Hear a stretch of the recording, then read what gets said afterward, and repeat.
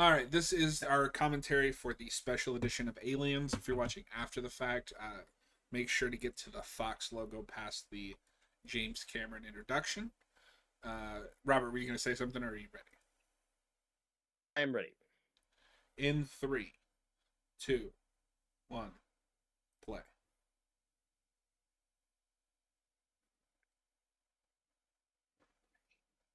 20th Century Fox picture. Remember 20th Century Fox?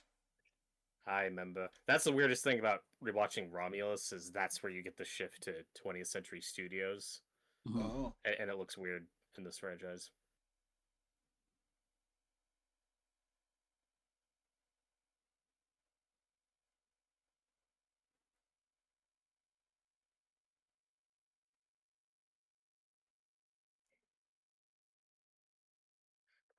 A Bimmy film.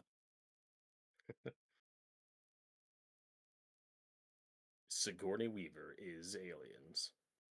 Is Aliens. That's Resurrection. Yeah, you're right. You're right. so obviously this is almost 10 years after Alien, if I'm doing my math right. Yeah, 'Cause 79 to 80. we didn't pump out a sequel every 2 years back then. I Do you watched think? the Sorry, real quick. Do you guys think it was a good idea to go to a different director, or if you couldn't get Scott back, just don't do it? No, I think it worked out. I love this movie. Hayden's like, no. No. I love no, James Cameron's Starship Troopers. Yeah, right off the It's bat, awesome. this is a movie that I admit is good. It's not what I want, and I just don't. I don't know. I don't know what it is about it. I just maintain can't this get is not a behind it. good sequel to Alien. I think it's a I horrible sequel to disagree. Alien. I don't agree with that at all. I think this is one of the best sequels ever made. I think it's a great follow up to Alien. It's a really cool expansion on it, and it does what a lot of good sequels do, in that it does something different. It follows the skeleton of the main plot of the first one. Like, it hits a lot of the same major beats again, but It bigger. turns the movie monsters into bugs. I disagree. But that's what they are objectively. They are bugs in this movie. No, I think that criticism is funny because, like, the movie states otherwise, like, literally, because the whole setup with the Marines is, oh, it's another bug hunt. We've done this before. We know what we're getting into, and then they are horribly unprepared. Most of them are wiped out, and, like, they still do things that bugs wouldn't do. Like, they're still intelligent. Like, when they Yeah. cut the power later, and Hudson's like, "How'd they cut the power, man? They're animals." Like, even that point, he's still underestimating them and thinks they're just mindless animals when they're not. Okay, but just because they're not mindless animals doesn't mean they also still aren't bugs. They swarm like bugs. They have a queen like bugs. Well, the Queen thing Yeah, I like like, the Queen. but The queen is cool, but and this movie doesn't remember that acid blood exists. That is incorrect. No, that is correct. No, it's not. It happened several times. John, One drop of stop. blood in the original movie melted through an entire spaceship. These people pump bullets into these things like they're animals with no consequence. That is objectively incorrect. Okay. But that calm is a down. thing. Calm down. That is, Calm down. that I'm not saying anything. We find out that John actually hates this more than I do, and I don't even hate this. I don't like it as much as I think it is over. I like this movie enough. I think it's overpraised. That's a lot of it. No, I think this is a Like fine movie, but I also have to ignore things that I like in the first movie to like this movie. So right off here, we have an extended opening. This is the colony that they'll be at later in the film. This is the scene that, if I remember correctly, or am I wrong about that? Well, what I'm looking at is them finding Ripley. No, okay. Let me finish. I was mistaken. That's my fault. Okay. We're not there yet, but we're gonna get to that. I thought that was the opening. So no, instead this is where they find Ripley, which I think is in both cuts. And I love that effect with the light, with the fog, like that blue light. It looks really cool. Yeah, on camera. This movie does look really good. I have a couple points where I think the specifically the face huggers I think look weird in this. Fair enough. There's a few wonky dated effects shots, but I mean the first movie also has that. Yeah. The opening, like the ship at the beginning, is just a star destroyer. Like, Yeah. No, I mean the original. I mean, I think both of these movies look phenomenal. Like 90% of them. The first movie always makes me laugh when the alien turns into a dummy at the end when it's shot out the ship. That's cool. Like that part's really yeah, funny. that is awesome. Well, and Oh with my the first God, one it's at a least, woman. some of the awkward shots when it's just clearly a guy in a suit, like the happy birthday shot, is just Yeah. charming. I love that shot. Yeah, I love the happy Well, and birthday shot. a lot of this, one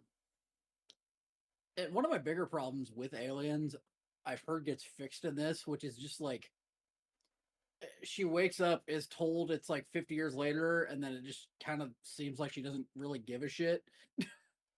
Yes, so we'll get to that scene. We'll get to the scene that's cut that I think is central to Ripley's arc in this movie that is not in the theatrical cut.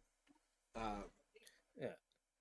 I mean, even in the theatrical cut, like there's still her PTSD and like there's still bullshit she has to deal with. but I That's think worse in three. It's worse in three because in three, it's like, oh, my friends are dead. Okay. Yeah.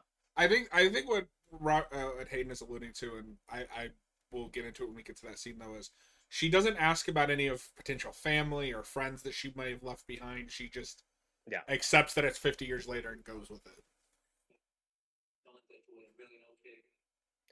And I love Paul Reiser in this. The most. Oh my God! It's the looking Stranger Things guy. man. It is. They knew better when they than this. casted him. Hayden, He is your better movie than is Hayden, your movie is coming through. Yeah, just a little bit. I like him in Stranger Things. It's turned down almost all the way, you dumbass. Turn on the subtitles. No. Wait, who said? Hayden, did you say he's bad in Stranger Things? No, I said he's better than this. Oh, well, yeah. I mean, the seasons he's in of Stranger Things are bad, but Oh, so the first season is bad? he's not in the first He's season. not in the first season. No, he was the whole time. No.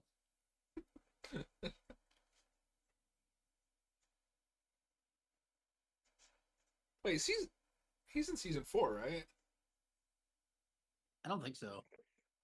He Yeah, might be. season 4. He He's is? introduced. Okay. He's introduced in 2. He just has a cameo at the end of 3, and then he's in 4. Okay. And then he's one of the characters that disappears and is never acknowledged in the final season. Yeah, but doesn't he also like fuck off in 4 and is never acknowledged at the end of 4? Like he just leaves? No, he's captured in 4, and then we never find out what happened to him. Nah, we don't need to. It's fine.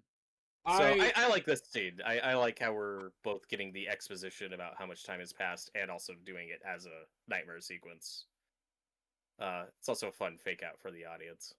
Which is, ironically, this scene just predicts what happens in the next one. Yes. Like, oh no, she got woken up and she's got a chest burster in her. She's got an Alan. And it makes as much sense here as it does in the third one. Did you see Slasher Friends coming? Yeah, he says, watching both versions, realize how in the special edition we get more backstory on Newton, on Hadley's Hope. We are introduced to these children. Yeah, and I mean, that's the stuff I don't think I need. Like, I don't need a bunch of cutting back to the colony.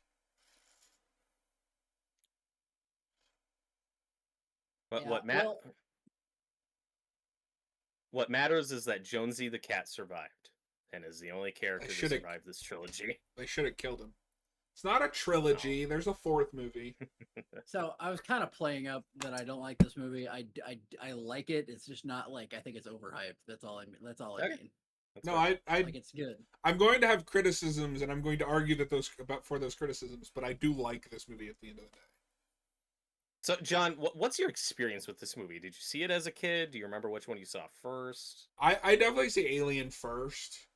But I remember the conversation when I was growing up is that, yeah, Alien is good, but everybody knows that the sequel is better. And there's film proof of that because it is a gag in Scream 2. Because that was just like the commonplace at the time. And I feel like now things have reversed where we're back to Alien is the better movie. I've seen that shift.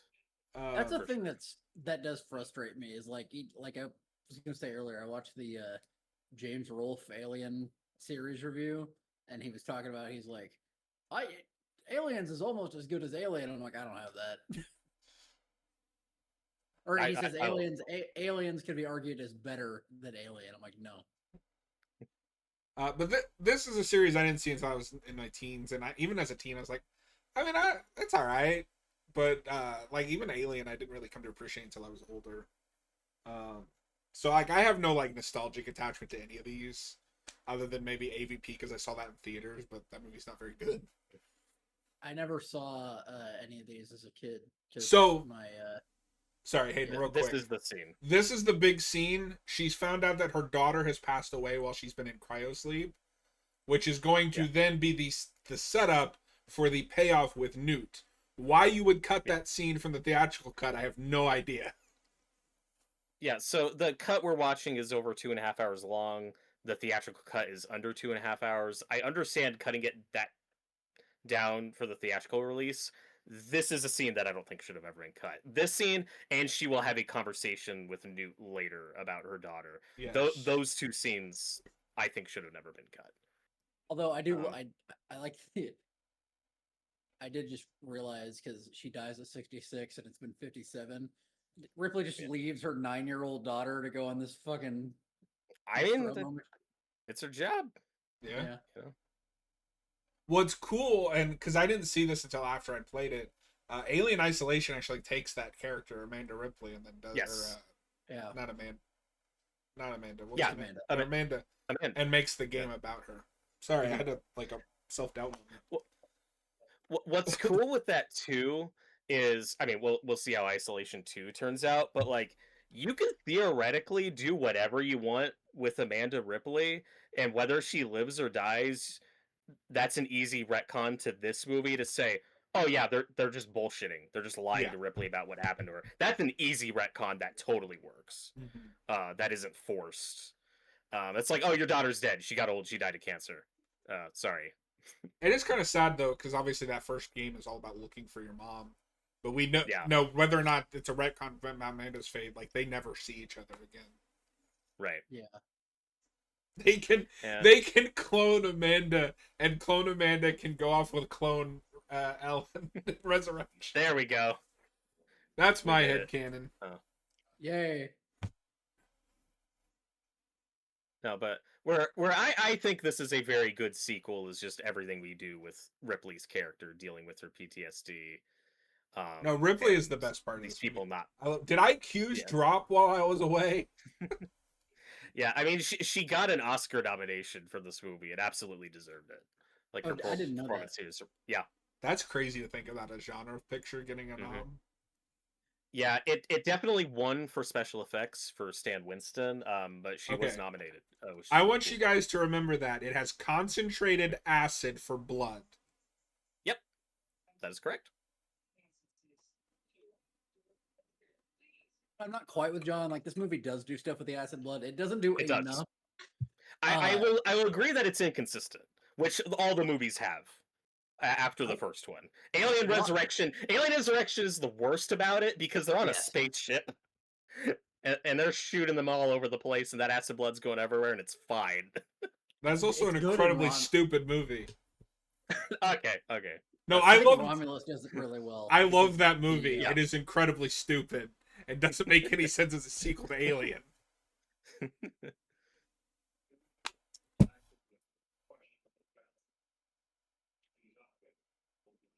But I agree, Hayden, that Romulus does some cool stuff with the acid blood. Yes. No, Fred, I noticed how both this and Terminator 2 are very similar in both how the sequel, the fallen survivors are gaslit by the authorities. They have both been through hell and back. I mean, that's just any horror sequel when you pick up with the same character. I do think Terminator 2 is better than this, but by a mile. I agree.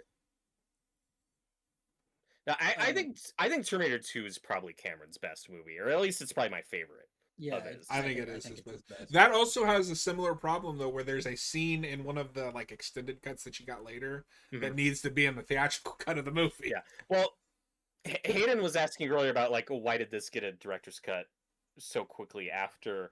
That's just kind of the Cameron thing after Yeah. this, because a lot of his movies he'll cut them down theatrical, and then on the DVD will or VHS or whatever, get the extended cut with all the stuff put back in. The problem is with, I think, this movie, Terminator 2, The Abyss. It's like all of those movies have scenes that are in the extended versions, but the extended versions are still too long, and so you don't really have a perfect cut. Like that happens with those movies a lot. I don't think True Lies has an extended cut, as far I as don't think so. I've I never think seen it. Cameron needs to hire a better editor.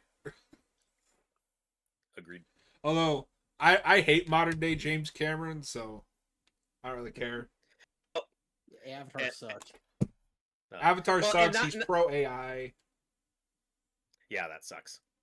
So this is the added stuff that I don't think we'd eat. Like, I appreciate that we have a version of the movie with this stuff put back in on LV426 with the colony. Like, it's cool to see, but the movie's better without it. Yes. Um, So I'm gonna get crucified in the comments probably for this, but for just a moment, bear with me. I'm going to make a comparison with Snyder's DC movies, where you get a heavily compromised theatrical cut. These aren't as compromised, but like there's important scenes missing. mhm. But like with Snyder's DC movies, you get a theatrical cut that's kind of rushed, doesn't make a whole lot of sense. And then later you get an edition that makes more sense because it's got the important scenes back in, but also has stupid scenes like that not Barbara Gordon scene in BVS. Yeah. We need a middle ground cut. Yeah. Like, I obviously do not like BVS as much as you do, but we both agree that there's like a 2-hour 40-minute cut of that movie that would be like the best cut of that movie, and instead you have a 2.5-hour one that makes no sense and doesn't work, and a 3-hour cut that's too long. Correct. And then you have Justice League, which Only has one the watchable theatrical cut. The theatrical Justice League is probably the worst superhero movie ever made, and then It's really bad. I like the 4-hour cut. I like it. It needs to be 3 hours. That's fair. Get rid of like the women singing Dutch at Aquaman for 20 minutes. Is this the first time that we get? Because I think back there was the Wayland Yutani symbol. Is that the first time we see the actual symbol? That's Yes. the first one. I thought it's on there.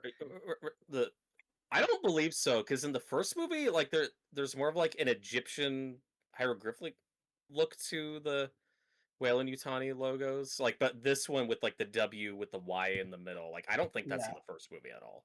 I think that's introduced here, which sticks for the rest of the franchise. Yeah. You know, maybe I was just like pissy when I watched this on Tuesday, but like I wasn't having It's not a good movie. I know good viewing of that. You've been upset about that movie for days. Not upset, just like, oh, I don't like this as much as I. And then I'm like, oh, I think this cut's better. Ranking theatrical, I probably would still put it below Romulus, but we'll do that on Sunday. Stay tuned. I still have to get to Prometheus, Covenant, and Rhombus, but yeah. Well, you've got at least 2 good movies left. Oh god. But like I said, seeing this stuff put back in is cool. Going back to the derelict spaceship. Like, this was one of the biggest surprises for me when I watched this cut for the first time, because I didn't know we shot any of this stuff. So it's cool, but like the theatrical cut, it doesn't need this it. Is all fluff. Like, you get it. Yeah. Like, oh, the colony found it, and then facehuggers, and then. So let me ask you, it. Robert, because I think if I had to pick one, I'd watch this because that Amanda scene is so important. Which cut do you prefer? I think I prefer the theatrical. It's the one I'd rewatch more just because it's better paced. So that's what it comes down to: is do you prefer the better paced movie or the version with that theme put back in?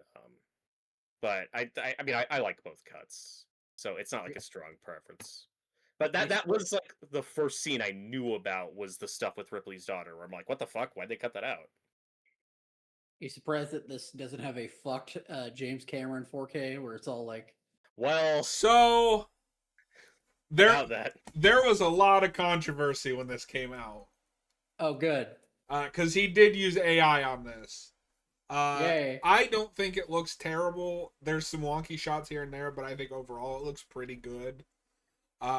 True Lies looks atrocious, but that's like the only way to get that on media on like disc nowadays. Even streaming, like I mean I haven't checked, but like if you try to stream True It Lies, was I would briefly guess it's on that 4K Peak. version. Yeah, probably. Because I know it was on Peacock there for a minute. And I do have that Terminator 2 4K. Oh no! Oh god, I'm sorry. That's one of the most notorious ones, and that one got fucked up. Again, I don't know if they used AI on it, but I know there was like motion smoothing and digital Yeah. shit put on Everybody looks it, like and plastic. that was specifically in prep for like a 3D conversion. That's why it looks that way, and they fucked it up. Well, and then what pissed that's me off is they announced like a new Steelbook a while back for T2, and I was like, oh, is it maybe going to be a new cut? Nope. Or not new cut, but like a new transfer. Nope, it's the old transfer that nobody likes. Oh my god! I'll track down the Blu-ray, but Yeah. No, because that is a really good movie. It's an underrated Cameron film. T2. Oh, sorry, I True thought we were Lies. talking about True Lies. I knew what you meant. Underrated little Yeah, nobody's heard of T2. This movie came out the same year as The Fly remake, and Mel Brooks, who had worked on the movie, was uncredited, spoofed the famous chestburster and Spaceballs. Yep, that is correct. The That is music a by factual James statement. Horner during when they're escaping from LV 426 has been used in many other movie trailers, like from Dusk Till Dawn and Misery. I haven't seen those trailers, so I didn't know that. I gotta track those down. Yeah, James Horner's score in this is fantastic. I also love the Jerry Goldsmith score in the first one. But yeah, I was aware the music in this was used in a lot of trailers. I gotta check those out. There is 'Cause something that'd be funny with funnier. that context. There is something funnier, Robert, in the theatrical cut of this, where immediately cut from her like lecturing them to, "We've lost contact with LV Yes. 426."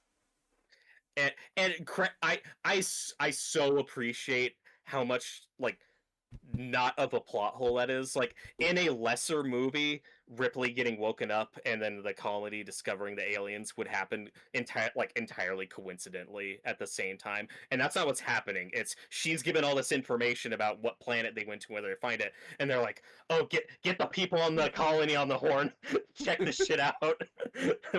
We got some aliens down there. We got to get." So I love how much that tracks. Yeah. No, and I like that this movie, as a sequel, like, it doesn't lose sight that Weyland Yutani is the real villain of this franchise. I'm glad we don't lose that. Yeah. It's all in the interest of the company.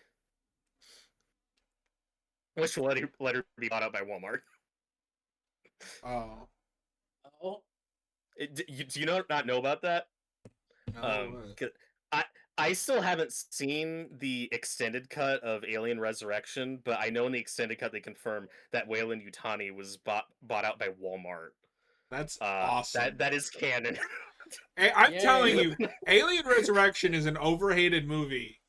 I'm not hating on it. no, I watched it today. No, it's You're not. wrong. It's the correct amount of hated. No, that movie is peak. It sucks. It has a better I'm not hybrid than saying Rhombus. one way or the other. That's interesting. No, I'm just kidding on that part. Who I would do. win in a fight, the Resurrection Hybrid or the Rhombus Hybrid? I adore Alien Resurrection. That movie's batshit crazy. I think the Rhombus Hybrid is better, but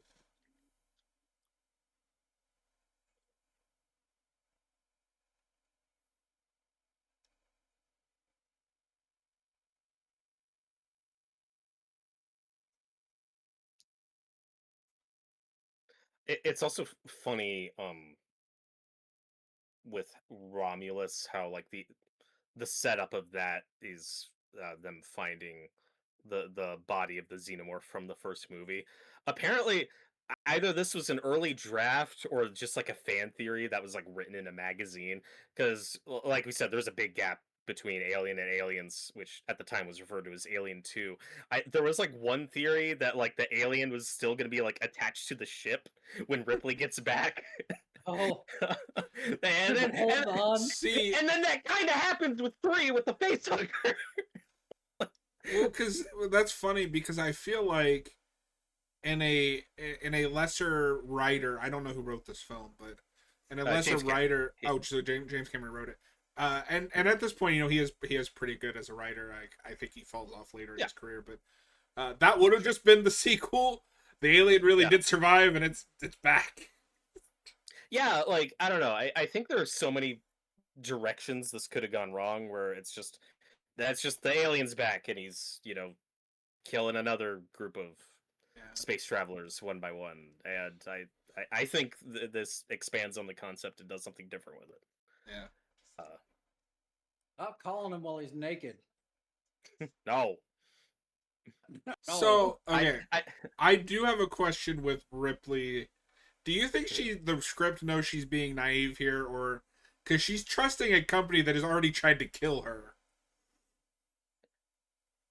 It's complicated because it is 57 years later, so like it's literally not the same company. Like it's probably not the same people running the damn thing.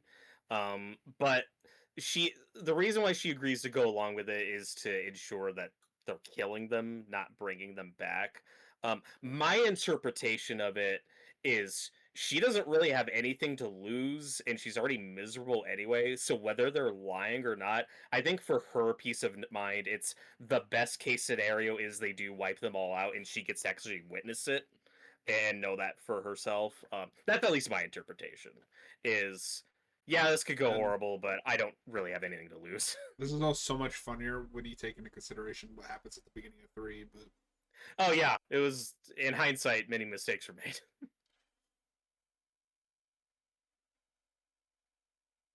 We'll get to it in a minute, but there is one thing like right before they leave that I think is like deeply goofy, and it does not track.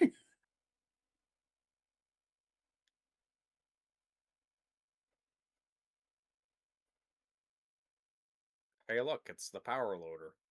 Yes, it involves the power loader. Unfortunately, I'm gonna have to pull a Hayden. I will be right back. Okay. Me too. See you, Robert. And goodbye. Goodbye. I'll enjoy a movie. Movie. This movie is very blue. No, I am too hard on this movie. It's just I think I just don't like it as much as everyone else, but it is still good. That's fine. I like how we did this effect with all the pods. There's only like 3 or 4 of them that they built, but there's a mirror back there. Yeah. Yeah, and you can tell. I think it looks good. Yes, you can. Like you can see the break, but I think it looks fine. I think it's fun.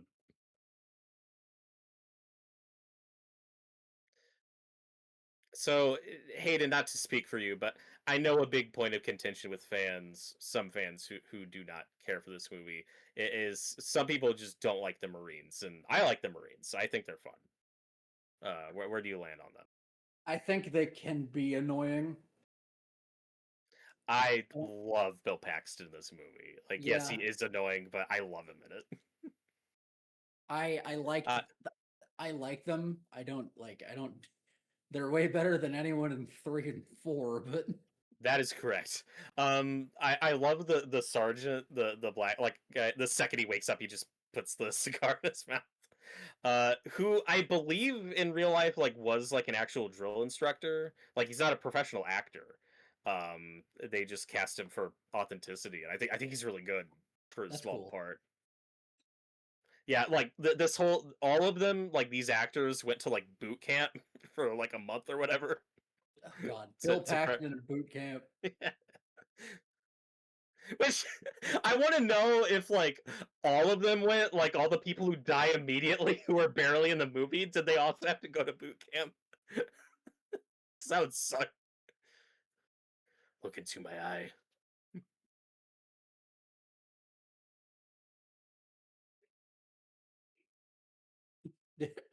Did Bishop have to go to boot camp? That is an excellent question. Probably not. And I love Lance Henriksen as Bishop. He's one of my favorite robots in the series.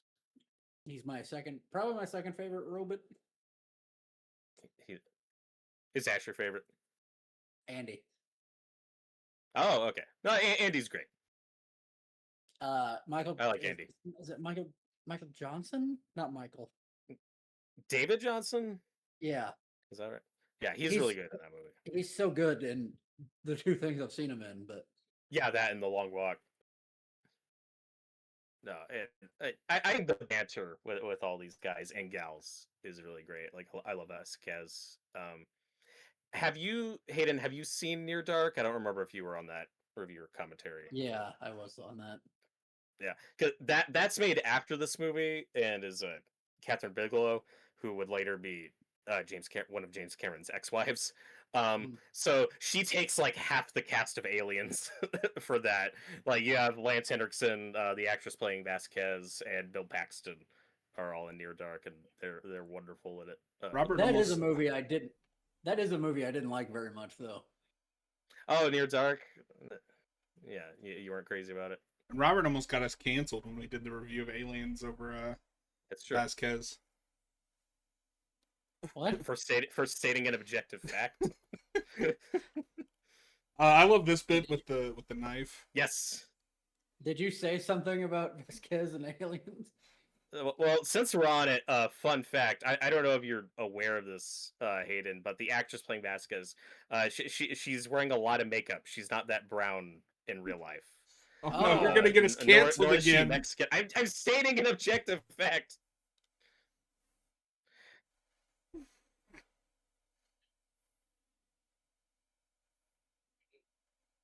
Like I think in real life she's like half Hispanic or whatever.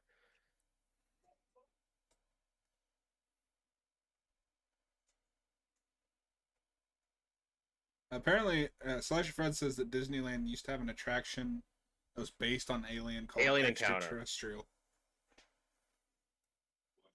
Yeah, I heard about that. That sounded awesome. No, that's what's funny is like years and years before Disney buys 20th Century Fox, like there is some collaboration, especially with their theme parks, because you had Star Tours decades before Disney actually owned Star Wars. To give a positive on this movie, because you guys were talking about the characters all year round, I don't love all of them. I love like Bill Paxton's character. I like the dynamic with Bishop and Ripley, because obviously she doesn't trust androids because Ash went crazy. Yeah, which the next movie will kind of ruin, which is annoying. Oh, don't say that. Why say that? It's almost like Alien 3 ruined everything. I've never caught that before. They say that the androids are hyperdyne, and then in Terminator, they're cyberdyne. Oh, yeah, good call. I think Terminator 1 had already come out at this point, no? Yes, yeah. Yeah. So we had Cyberdyne first. And, Lance Henriksen, I believe, was James Cameron's first choice for the Terminator in that. There's even concept art of the Terminator, but it's Lance Henriksen and not Arnold. But then they got Arnold, but then of course, Lance Henriksen's still in it as a cop. So here, he still got to play a robot, like it was kind of like an apology, like, oh, sorry, you didn't get to be the Terminator. Here's some milk. you're gonna be a robot with a lot of milk. And because Hayden didn't bring it up, but you guys were talking about that drill sergeant guy, the one with the cigar. I'm convinced that there's a character in Halo that is just modeled after that guy. Oh, okay. Yeah. Surely this movie was just an influence on Halo in general, I would guess. The Flood are basically the xenomorph, esque creatures. From this. And, that's another lore thing that this movie starts that just sticks. Like, this movie is the first place where we refer to them as xenomorphs, and then that just stuck. Yeah. Which I think is fine. Oh, I like that name.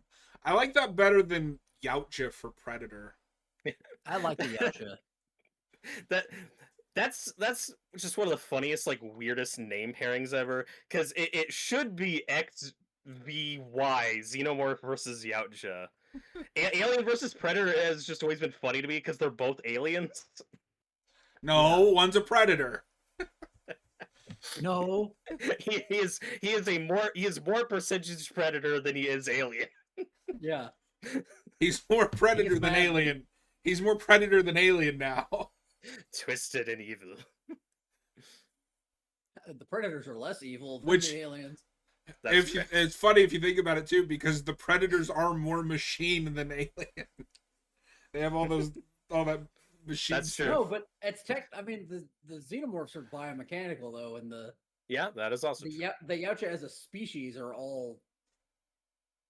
But organic, but they're we need more cyborg Yautjas. That's what that Yes. franchise is missing. And then I don't know if you know about this, Robert, but there is a line of comics that are sequels to this movie about Mhm. Hicks and Ripley going on adventures. And then Alien Yes. 3 came out. So they awkwardly changed Hicks's drawing, named it something else. And just reprinted the same stories. But then when Marvel did those Alien Omnibus, which I have digitally, you get the original where it's just Hicks and Ripley.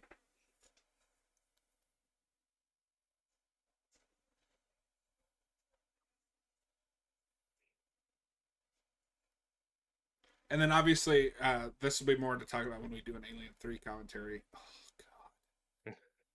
god. We'll do a commentary on the first one first. Yes. But that initial teaser for Alien 3, I want that movie. On Earth, everyone will hear you scream. Because that's not something we've really done, not counting the AVP movies, which... Yeah. Well, that's Alien it. Earth. I do like Alien Earth, but I still never Alien finished versus it. Alien versus Predator Requiem just is that premise, and it's just the lamest thing you could imagine. Oh, we just picked a small suburban town. That movie does make me laugh every time the first two facehugger victims are a dad and a small child. It's very mean. Yeah. These might be my favorite mech suits in any movie ever. It's just so I love Really? the power loader. Well, it's just so cool how mobile it is. I think they're awesome. I don't have that, but I love how I love how real world they are, and they're made Yeah. by Caterpillar, which is really awesome. I guess I'll be the contrarian here. I like them, but I think the Matrix has a similar suit done better. I think they look way cooler in those. Even though they're in movies that I don't love, it's the Matrix 2 and 3. They're also CGI, so they don't have the same tangibility to them. This looks really cool. But Okay, this is Hayden's rant. yeah, not a rant. It's just a little goofy. They look at her some oh my god, a woman driving a forklift. It's it's a forklift that she says she's licensed to drive. So clearly these are older technology, and they're looking at her oh my god. I'm she didn't do anything that cool. She just picked up something with a forklift and put it down. I think it's fine. It's one thing to say you're qualified, and another thing to actually demonstrate it. And again, she's been asleep for 57 years. But why are they they're impressed still by thinking- this? It's just a cute moment. I don't know how to drive that thing. Because it doesn't exist. No. Okay, but Robert, they're professional soldiers, impressed by a woman doing the bare minimum that she's licensed to do. I think it's fine. They're not freaking out about it. I think it's fine. No, they're Later on, when she learns to fire a gun, Hicks is going to be like, "Whoa, I didn't know you could do that." I thought these were batons.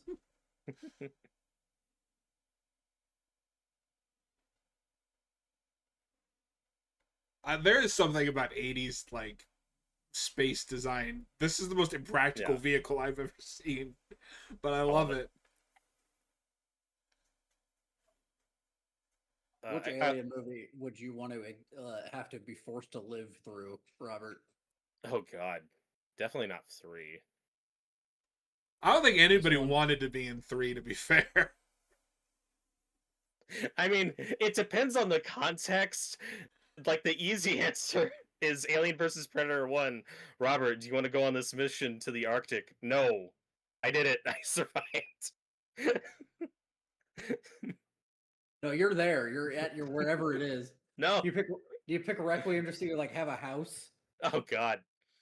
Yeah, Requiem would be cool. You get to hang out with Brad Dourif. And... that's my monkey's paw. It's like you get to own your own house, but haha, you're in the Alien versus Requiem universe. Alien versus Requiem. Yes. That Alien Requiem commentary is going to be hilarious. Oh God. Well, like somebody commented earlier, like, "Oh, why are you doing the second one, not the first?" It's like, it's the anniversary, so we felt like it. Well, we'll definitely do the first one at some point, and then after that, I don't know what order we go about these. If we do every commentary, just whatever we feel like. I think of the entire like franchise, including Predator. The movie I want to live the most through is Predator 2. It's a whimsical land. And I want to go to the far-flung future of 1997. Any place that has like a Jamaican gang lord is. I would not want to live in any of the Predator movies. They're all fucked. Yeah. You don't want to live in the Predator. John's the guy in the house in the Predator when the kid shoots the cannon and kills him. So another thing I really want to praise this movie for is the effects. Like this all looks incredible. I love the model work in this movie. No, it's amazing. And I love the design of the Marines' armor, and what's cool is the actors got to like customize them and like draw on them themselves. You know, like we didn't have the art department to do that. We just let the actors just fuck with it and draw on it. That's cool. It gives it some more personality. No, that is one thing I will give James Cameron, even in movies that I don't like Avatar. He's really pushing the like special effects and filmmaking. Just sometimes he forgets to write a script that's worth watching, but you know, just sometimes. That cloud shot's not good. That's what it's the compositing of the ship that looks a little funky. But that's what the alien looks like in all of 3. So yeah, it's worse in the assembly cut. There are shots that look like they awkwardly edited in a new alien. Okay, the assembly cut is complicated because the original assembly cut, which I've never seen, was more of like a work print. Like it's unfinished because there were lots of unfinished like VFX shots. The assembly cut that we've seen that's like on the Blu-ray is from the 2000s with like CGI and finished special effects. So, but what I'm saying is sometimes I can't tell like, or I can't remember like what's a CGI new shot and what's a original 90s shot. Either way, like a lot of it looks bad. So you can tell a little bit because the alien design is different because it's the Ox. But there's some shots, especially in that third act, where there is just a poorly composited CGI alien running on the walls and shit. Yeah. The weirdest change in Alien 3 is just where the alien comes from. I don't know why they changed it to a dog for the theatrical cut. It doesn't make any sense. I don't know. Well, they should have kept the original effect, which is the dog in the alien suit, because that's beautiful. Yeah, it is. It's adorable. Well, because Hayden, I told you this, but in the original cut, it's an ox, which is supposed to tie thematically in with the religious angle, but I don't quite understand the ox is important in terms of like sacrifice and false idol. There's the whole thing with cows in the Bible. I know it's something, but I'm not smart enough to comprehend. Then why isn't it a cow? I don't know. An ox isn't a cow. Yes, they are. They're the same thing. Are they? I don't know. but yeah, like there's the religious angle with it, and then just some studio head was like, make it a dog. And it's so awkwardly edited too. Like, oh yeah. Oh, an ox is a cow. I'm just stupid. Okay. Fucking try to gaslight me. That was a whole character arc. Now, this is probably the most quotable movie in the franchise. I have the Game over, man. I have the nuke it from orbit gif saved, and I use it quite a bit. Yeah, you do. Yes. Hey, there are a lot of things that just need to be nuked from orbit. Okay, Like I do all have of a, us. it's true. no, I do have a mild complaint. Go for it. So people always talk about how Alien is a horror movie and this is an action movie. Yeah. But an action movie that is paced the same way that a horror movie is weird. A little. I think it's both. I still do consider this a horror movie. This isn't in my opinion, this is not a Terminator 2 situation where I'm like, that's just not a horror movie like the first one is. No. Like there's still creepy moments in it, but this I think like has more of a 50-50 balance for me. There's some tense situations, like when she's trapped in the room with the face hugger. I love that sequence. I will fight you a little bit, Robert. I do think the aliens lose a little bit of presence in this. Oh, they lose. That's right. When they're running around like a bunch of bugs, they lose a lot of presence. But we'll get there. I don't. Yeah, they look cool. I just think they lose a little bit of the. That's right. You lose a little bit of like the weird like sexual component that's in the first one. I don't really feel that in this. Hayden loves the weird sex pervert side of Alien. That's the point of the first one. I see where you're coming from. I don't think it's joking. I agree with you. Relax. Fuck you. Make that the thumbnail. No, one thing that I kind of wish, the one thing from the Alien director's cut that I wish was in the theatrical cut so other filmmakers would have ran with it, is there's that whole thing about like them making the eggs for the facehuggers out of people. I love that idea. Yeah. If you have that, you lose the queen. I guess they could work both ways, but it's... Yeah, and that's not something we're like always even consistent about in this franchise. Is I'm not always clear like when there's a queen and when there isn't, but like we're still making eggs and shit. Well, in Romulus, don't they find the cocoon from the director's cut? Like, isn't that a thing? I've only seen Romulus once. I don't remember. No, they just find the xenomorph's body. Okay. Well, there is something in the water. There's something in the fucking water. That's the best line. There's something in the fucking water. That is one nitpick I have with the opening of Romulus. Is it pulls the Rise of Skywalker, where like remember how the Death Star was like completely obliterated and vaporized, and then like the throne room and shit's all still intact, and in the opening of it's not as bad as Rise of Skywalker, but there's still like wreckage of the Nostromo we see, and I'm like, I thought that thing was like 110% vaporized. No, I call bullshit on that there's like any wreckage left.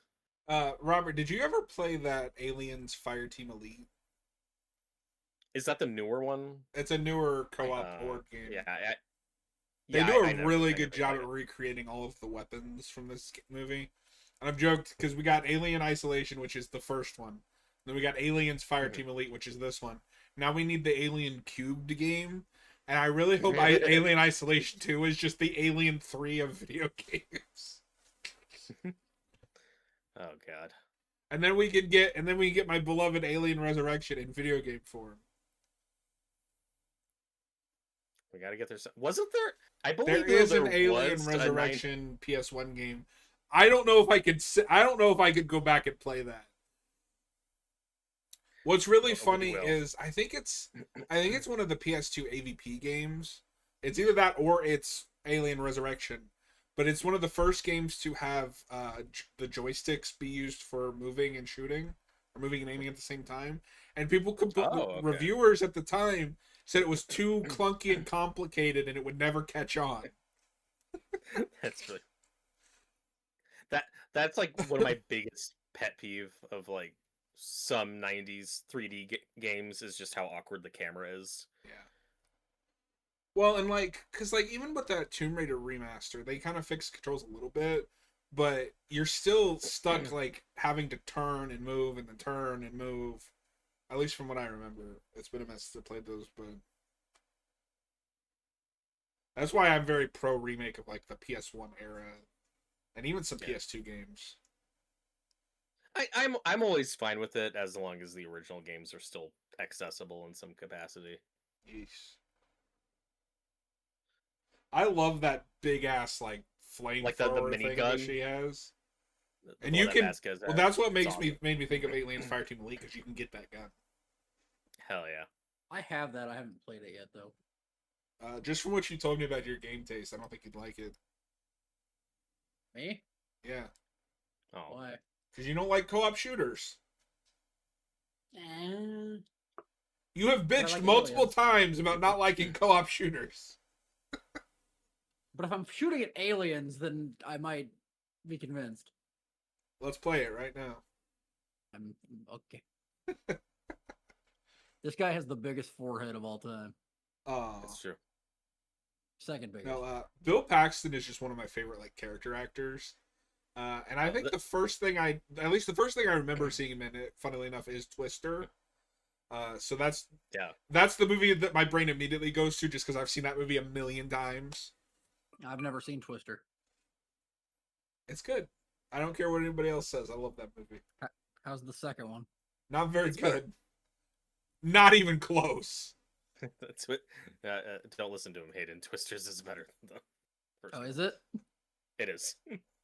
I know where people were talking about Twisters, but It's pretty fun. It's not better than the first one. Yeah, this is the first thing I see Bill Paxton. He's great. He's great.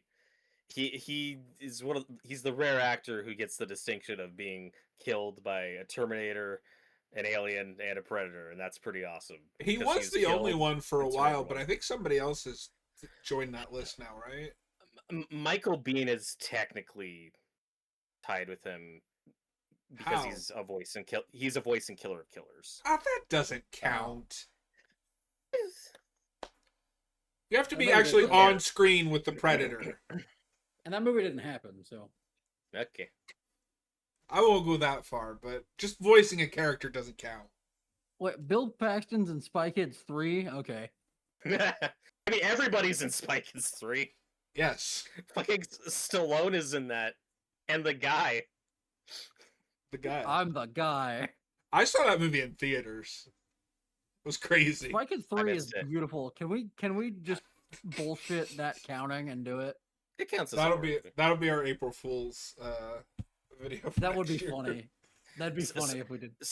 Spy Kids 2 definitely counts as like a Lovecraftian existential horror movie.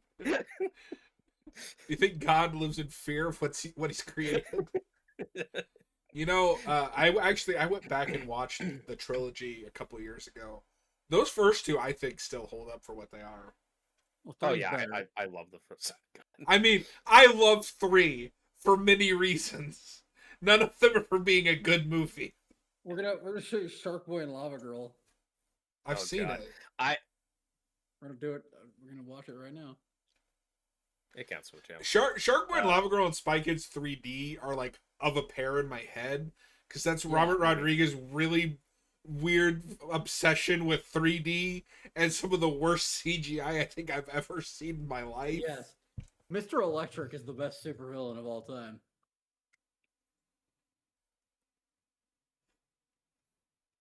Robert, we played it on the channel a while back, and I still have nightmares about the end of Alien Isolation. But one thing that I love about that game is the design of that space station, because it's very harkening back to Alien 1. This kind of goes in a different direction. But what I love about Rhombus is, I don't know if you had this, because I don't think we played that game until after Rhombus had come out. But Rhombus takes a lot from Alien Isolation in like set design. Yes. And I love that.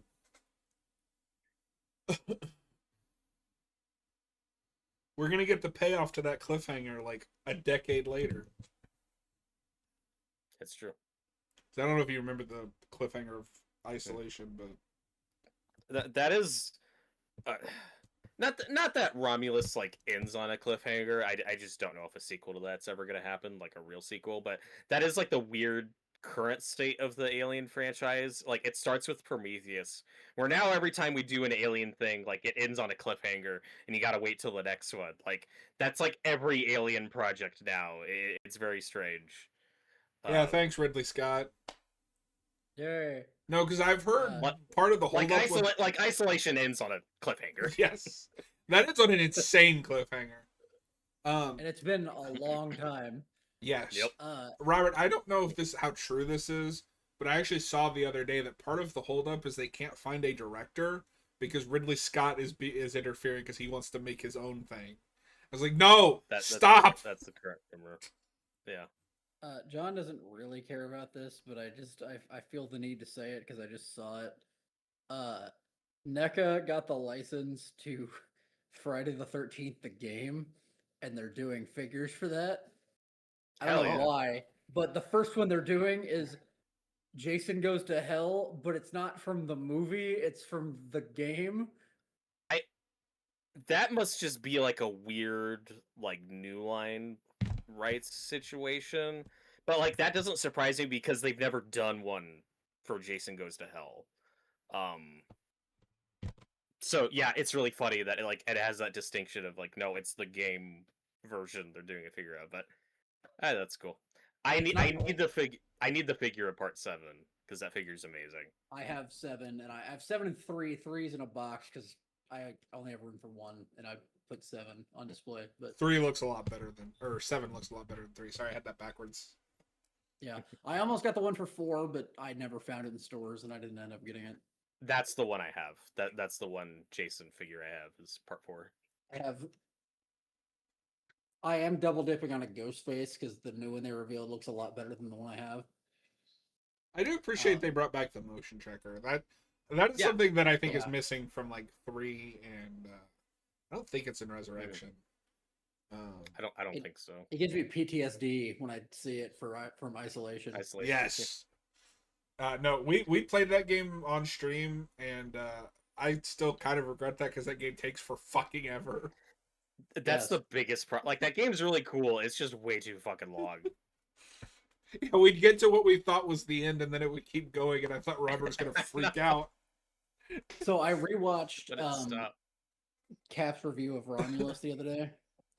Oh, I forgot he reviewed that. And they're talking about him doing Isolation on the channel. And he clearly doesn't know what Isolation is. Because he keeps arguing that he doesn't want to do it because he's bad at shooters. We love Cap. That's awesome. No. I love listening to Cap talk about video games when he doesn't know what he's talking about. Yeah. No, my favorite is the time, I think I'm the one who yelled at him. He was talking about how he bought Hogwarts Legacy on the Switch. You're like, don't do that. He's like, I'm just impressed they got it on there. I'm like, that's not the point. And they didn't, because it's not native on the cart. You have to download it anyway. Your game looks and runs like crap, but they got it on there. Yeah, it is really unfortunate that gaming hit that point where it's like, I mean, we still have gaming physical media in theory, but you still gotta download it to play the fucking thing. Like, it doesn't really matter. I think the problem is that games just got too large for discs. Yeah. That's part of it. The thing that annoys me the most about that is, that's fine. Don't make me put the disc in to play it. Then don't buy the disc. But I like having physical media. Then use the disc. It does become especially you don't get to insist on buying the disc and then complain when you have to put it into your console. Also, digital games should be cheaper than physical games because you're not getting I agree with that. That is fair. I will probably get GTA 6 physically. Probably. Hell yeah. And here we have and here we have Newt. I love Newt. Who became like the template. Like, I feel like this is the Newt is the one that, like, a lot of horror movies that introduce like a kid in the sequels or in the or whatever are looking at. Like, this is kind of a formula of its own at this point. Like the Predator. Oh, well, that kid is the same The aliens. is the same level of character as New when you think about it. I want an alien movie where they're hunting for that. You're like, how do I say this in a YouTube friendly way?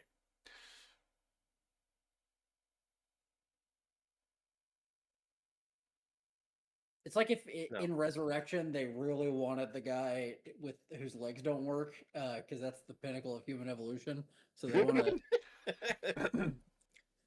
I mean, that's just true.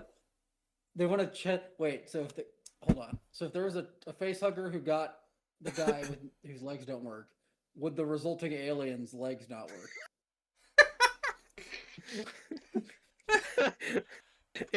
If it goes on a man with no legs, does the xenomorph have no legs? I hope so, because that is a beautiful image. Crawling towards you. You know what? Maybe they should do that because that idea sounds horrifying. You just turn around and there's a xenomorph rapidly crawling at you. Like this, like doggy paddling on the ground. Have you ever seen that deleted scene from the first one? It's when it kills Lambert, where it's like sitting on the ground and like crab walks toward her, and like its tail is sticking. It looks really awkward, and I get why they cut it. Hold on. No, that sounds incredible. Google search alien crab walk. It will probably pop up. Don't give any more specifics, just alien crab walk. No, that worked. No, there's a lot of scenes like that where in the finished film you only see that's it. Like, epic. Yeah, no, like the way they shot that scene, it's like full body. You see both of them, and then in the final edit, it's like just a couple close-ups. Oh, the crab walk is all okay. I love that. Release the crab walk cut. I will after the commentary. No. And it's a good thing they're putting all this effort into keeping this little girl alive. She'll live happily ever after, and nothing bad will ever happen to her. Yeah.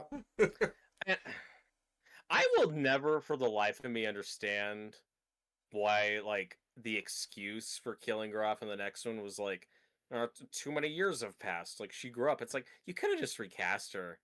I wouldn't be shocked if it like. I feel like that's just the tone of that movie. Like, that is a really nihilistic, like, dark movie. I feel like I wouldn't be shocked if we pulled a like every franchise now, and 3 and 4 just don't count. Well, I mean, that almost happened with Neil Blomkamp. I think the only thing we got close. I don't know if that'll ever happen now. I don't think so. I think what'll happen is, at best, you'll just get movies set after 2 that don't have to worry about 3 and 4. And it won't matter, because we're never going to bring Ripley back. Now that I've said it, they'll bring Ripley back, but... And it has to be the clone from Resurrection. That is the only way that I will accept that, because that clone is the best character in this franchise. That clone acts nothing like actual Ripley. That's not true. I mean, that's the point. Yeah. That clone is better than actual Ripley. Yeah, but yeah, Resurrection almost got a sequel that should have, of course, never happened. But then Neil Blomkamp gets attached, and we almost, like, we got really close to getting an Alien movie that's a direct sequel to the first 2 with Newton Hicks back, that ignores 3 and 4, and that was like 10 years ago and just fell apart, never happened. I think Sigourney Weaver's too old. Didn't that fall apart? Didn't that fall apart because of Ridley Scott? Possibly. Because that would have been after Prometheus. Is that after Prometheus? Yes, because that fell apart for fuck-ass Covenant. The thing about Sigourney Weaver is, like, she has a really bad habit of taking a paycheck and not showing up to work. It's happened in a few movies where, like Mandalorian and Grogu. Yeah, that's fair. Fucking horrible. I have that a little bit. I don't think she's horrible. I have that a little bit with some scenes in Alien 3. Like, there are scenes where I could tell she doesn't want to be there. And then there are other scenes where I'm like, oh, you showed up today, okay.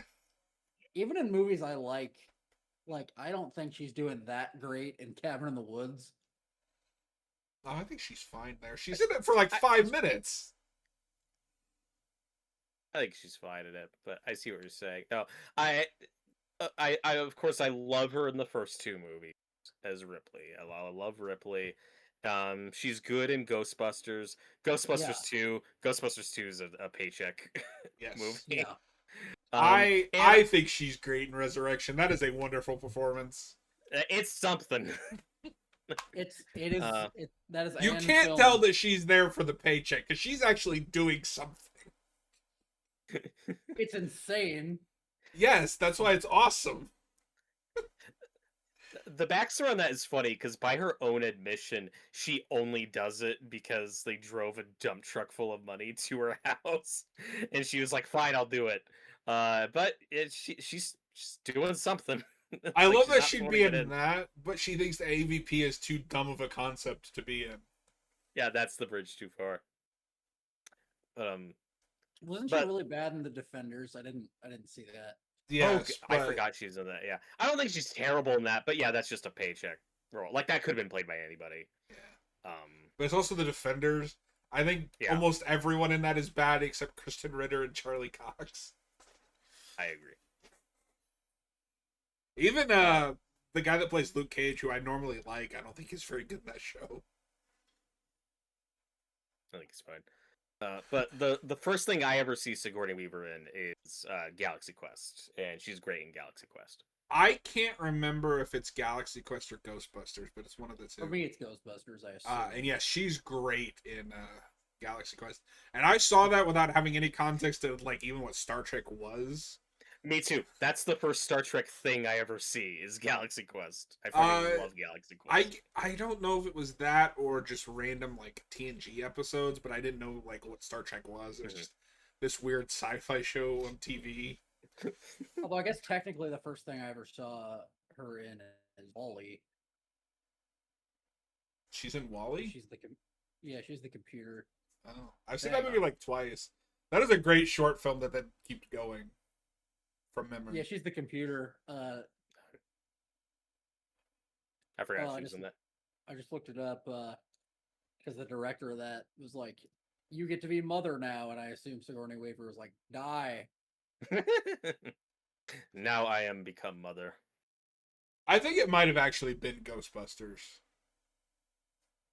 Because I remember the dog scared me, like when I was really young. It's like it's like when Christopher Lee hated being called Dracula, and then when Peter Jackson did it, he got pissed.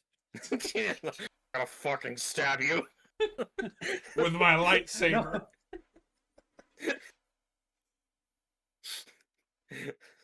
What was it? What movie was it where he's talking to? Is it Lord of the Rings? It's Return of the King because it's his death scene when he gets stabbed. And yeah.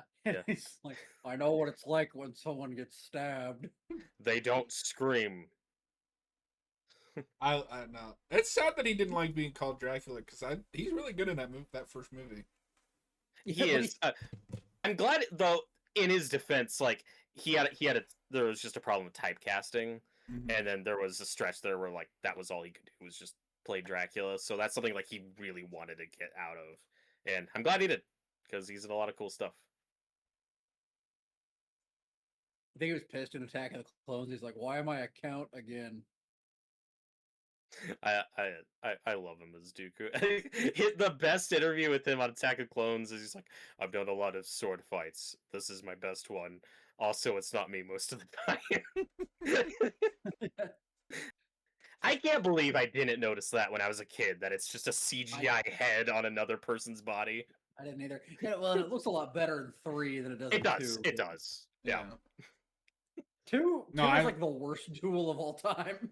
I love Count Dooku. It always confused me as a kid when they'd label like toys as Darth Tyrannus, because I don't think he's ever called that in the movies. He is only like twice, but otherwise he's just referred to as Count Dooku. No, because I remember he's the Sith that no one calls by his Sith name. Yeah, no one calls him that. Because I remember as a kid, I saw all 3 prequels like in theaters at the time because I was that age. but I remember going to C2 and they start mentioning like Seafood Diaz or whatever or Diaz. And I was like, who? What? Oh, I don't know who this is. Yeah, one of the many subplot. One of the many subplots. You got to watch the Clone Wars. Well, no, as a kid, I thought they meant Qui-Gon, and we were just like, did I change his name? What? I do have one, like, I don't know who started this, but I've seen this before. Sorry to get on Star Wars when we're talking about aliens. That's fine. But I heard someone say, and it was on a YouTube video, which had a lot of views, Sifo Dyas, that's the most obvious fucking thing for Sidious I've ever seen in my life. I'm like, it's not Sidious, that's a guy. That's a real guy, you dumbass. It's a different guy. So that's a man. I love that they have all this futuristic weaponry and shit, and then he just has like a shotgun. Yeah. I picked in games with guns, I'm a shotgun guy. I pick shotguns usually. I love shotguns. They're always the best. So what I like to do is, especially if you can have two like primaries, I like to have an assault rifle and then a shotgun. Shotguns are like really like up close stuff. A lot of I love all the set design. It's so good. Yeah, it is. No, I was being a dick. This movie's good. I still think I like Romulus more, but it's fine. For the record, I never said this was bad. I have problems. That's fine. Go ahead. What is really cool though about that deleted scene from the first one that's in the director's cut where Ripley finds the bodies, like obviously we're changing the lore and like not doing the people are getting turned into eggs. But clearly Cameron saw that or knew about it, because it is cool how much we're taking with the people stuck to the walls and how that scene looks. And this scene is why like that scene in the first one, the director's cut, can't be the canon version in relation to this movie, because you have like them entering the caves and like looking at all this shit, and they ask Ripley like, what is this? And she's like, I have no idea, I've never seen this before. So obviously in relation to this movie, that scene can't be canon, but it is cool how much Cameron's like pulling from it, to the point where you have the person stuck to the thing who says kill me, and wants to get burned to death with a flamethrower. Which is, it's so weird how that's like a thing in the first one, but it's cut out, but then it just happens again and again in the rest of the franchise. Are we sure that Cameron would have known about that though? Because like, I don't know. When does that direct? Was that scene like public knowledge at the time? I have no idea.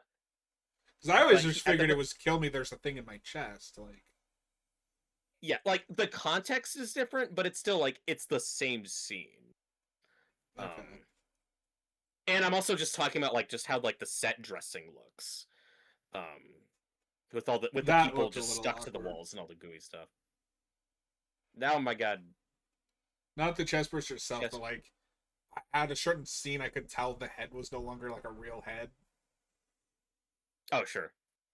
I will superficially. I don't like the chest bursters in this quite as much because they have arms. I like the little arms. I think they're fun. But yeah, usually when we do chest bursters after this, we go back to the looking one where it's more like a worm.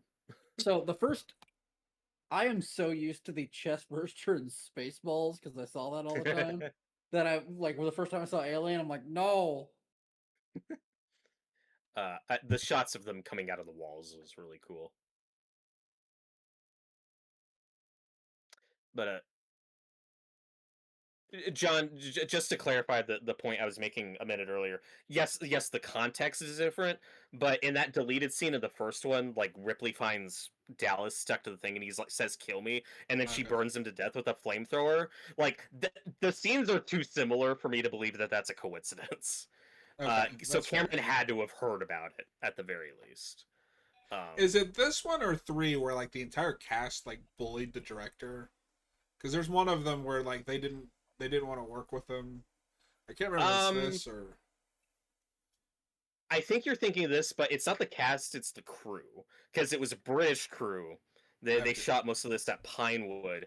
And the British crew was like, fuck you, James Cameron, you fuck-ass American. Why do you get to make this movie? It's just rude. Yeah. You're one oh okay, Hayden. No, it's the British are the villains. The slow-mo shots here are cool. I'm on James but- Cameron's team. He's fighting the good Well, fight. Yeah, I've never understood it because like he made the Terminator, like that's how he gets this movie, you know, is he had a hit on his hand. But yeah, like They don't bully George Lucas for filming Star Wars in the UK. and not to like discredit Ridley Scott too much for that first movie because I think he did a phenomenal job directing Alien. But personally speaking, like between the two, just looking at their overall filmography, I do probably prefer James Cameron as a director. I think I like more James Cameron movies than I like Ridley Scott movies, personally speaking. I think the only problem I have in comparing them is Ridley Scott has made like 700 movies. James Cameron has made like 12. 12. Yeah. And James Cameron, I think, has movies that I hate more than anything Ridley Scott has made. I fucking hate Avatar. I'm gonna borrow Hayden's term. It's an industry plant franchise. It is. That is the industry plant franchise. My problem with James Cameron as a filmmaker, even in movies I like, is he just takes an idea that he heard somewhere and does his own thing with it. This is just Starship Troopers without the satire. Terminator is just another time travel slasher movie. I will fight you on that because the satire is not a part of the Starship Troopers book. That is something Paul Verhoeven. Okay, uses. so it's just Starship Troopers. And Alien. And Avatar is just Pocahontas with aliens. Yeah. Yeah, so that's what it is. He takes an idea and then puts aliens in it. Yeah. Titanic is just the Titanic with aliens. With aliens. Titanic would be better if an alien showed up. A xenomorph on a boat would be the best movie of all time. It's that's what Alien 3 should have been. It's Alien takes Manhattan and it's just on a boat and then they land in Manhattan. That'd be cool. That'll be Alien Earth Season 2. I think the scene where Ripley drives that tank thing is fucking awesome. I love the miniatures here. That's fun. When does Alien Earth take place? It takes place 2 years before the first one. Okay. So yeah, I was trying to think through that in my head because Covenant implies that the Xenomorphs were created by David. Yes. Covenant is also extremely stupid. Isn't there like murals and shit in something where they like exist beforehand? And Prometheus, yes. No. So here's the thing. Somebody clearly had an idea with Prometheus. It is a heavily flawed idea. And the execution leaves a lot to be desired. And then Covenant takes everything that Prometheus was setting up and goes, just kidding. We're going to do this now instead. Have you rewatched Covenant yet? No, that's the next one I have to watch. And I've never seen Covenant. I just know that David made the Xenomorphs. Mm-hmm. No, yeah, we really sped run that origin story. I think as prequels to Alien, both films are heavily flawed. But Hayden, to your question, like Covenant is still set, I think, decades before the first movie. We just talked over it, but that guy just shot an alien, and acid blood went in his face and killed him. So that just happened. I just had to point that out. Drake. I remembered for Drake's one dead. scene. He's freaking out. Yeah. And it'll happen a couple more times. He'll do it again. I love the kill with the shotgun. He sticks it in his mouth. Blast him. Oh, it also hit somebody's arm. Yeah, that should have eaten through his arm right away. Yeah, that we're not consistent about. And, like, the franchise in general. No, it's not. I'll say as a whole, the Alien franchise is worse than the Predator franchise. Oh, absolutely. Yeah, like, and Hayden, I know you don't like Killer Killers. I'm not a big fan of it either. But just with Prey and Badlands alone, Yes. I think has done so much to make the Predator franchise just shoot so far past Alien in terms of overall quality. I hate to say this because I normally don't agree with this, but I think this is a case where we need to let Ridley Scott go away. Let other people. I mean, he's 88. You don't have to wait that long, if we're being honest. No. I didn't mean it like that, Robert. I didn't mean it. I just mean I think he needs to step away from the franchise. Let Fede Alvarez or whoever wants to do a movie do a movie. And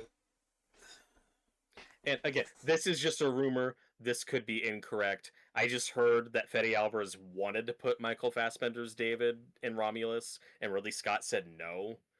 I have heard, unfortunate. and Fede Alvarez kind of hinted strongly at it, that CGI Ash is a Ridley Scott like mandate, which is unfortunate. Yeah. That's my favorite Newt moment when they check on her and she just gives the thumbs up. Yeah, like it's really adorable.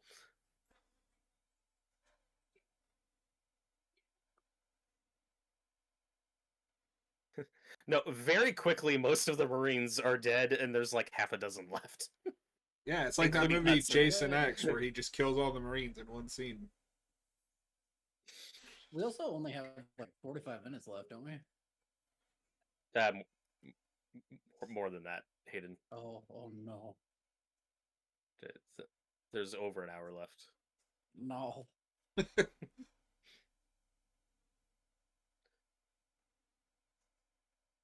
No, one thing that is funny is like how many ripoffs of specifically this movie exist in the horror genre.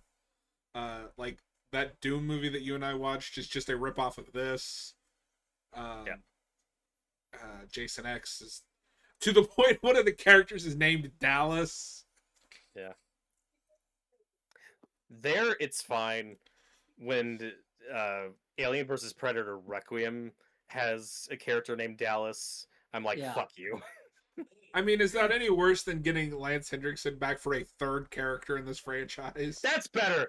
No, that's better because it's Lance Hendrickson, and it's just cool to see him. I don't care if it's stupid. Yeah. It's that guy's like great grandfather. Who looks and sounds just like him. It can happen. I mean, I also kind of like raise my eye at Human Bishop in Alien 3, or whatever the hell his name is. I'm fine with that. Well, him being a whale, and I mean, like that's already that is a retcon I'm not crazy about. I think it would have been cool if we got a different version of Alien versus Predator actually set in the future, like the comics are. But if it was Lance Henriksen playing the same guy he played in Alien 3, that actually could have been cool as a connection. I mean, it should have just been that, and I haven't read that, but I know the general plot is that one woman basically becoming a predator, and that would have been. Yeah, no, I've heard the comics are better, and they should have stuck closer. Yeah, we kind of half-assed that subplot.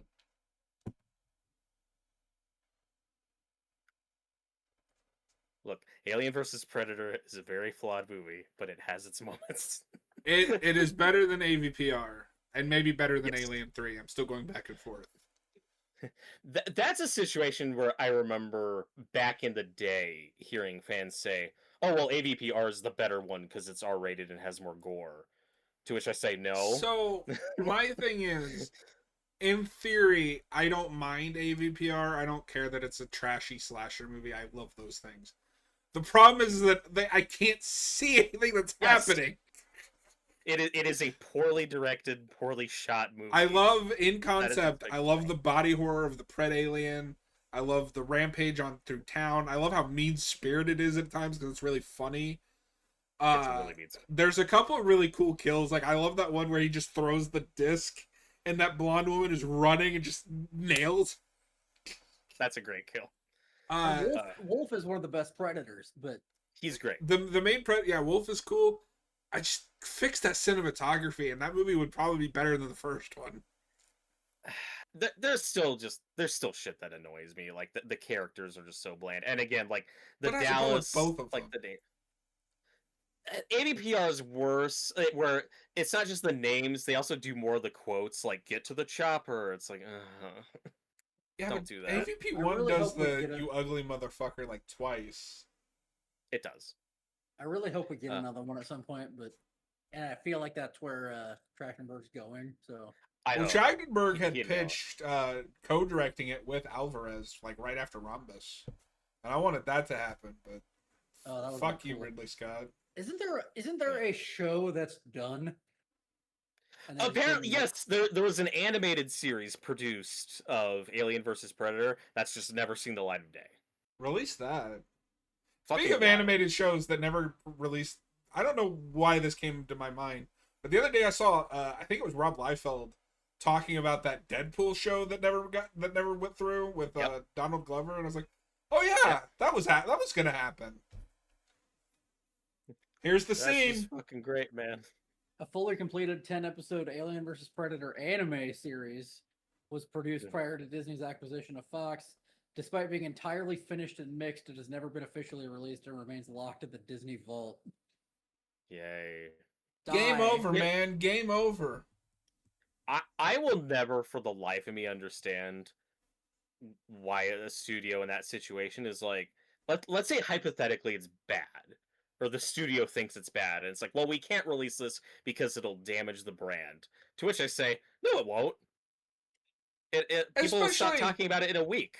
So, okay, I agree, but it always makes me laugh, especially when the conditions that the Alien and Predator franchise were in when Disney acquired it.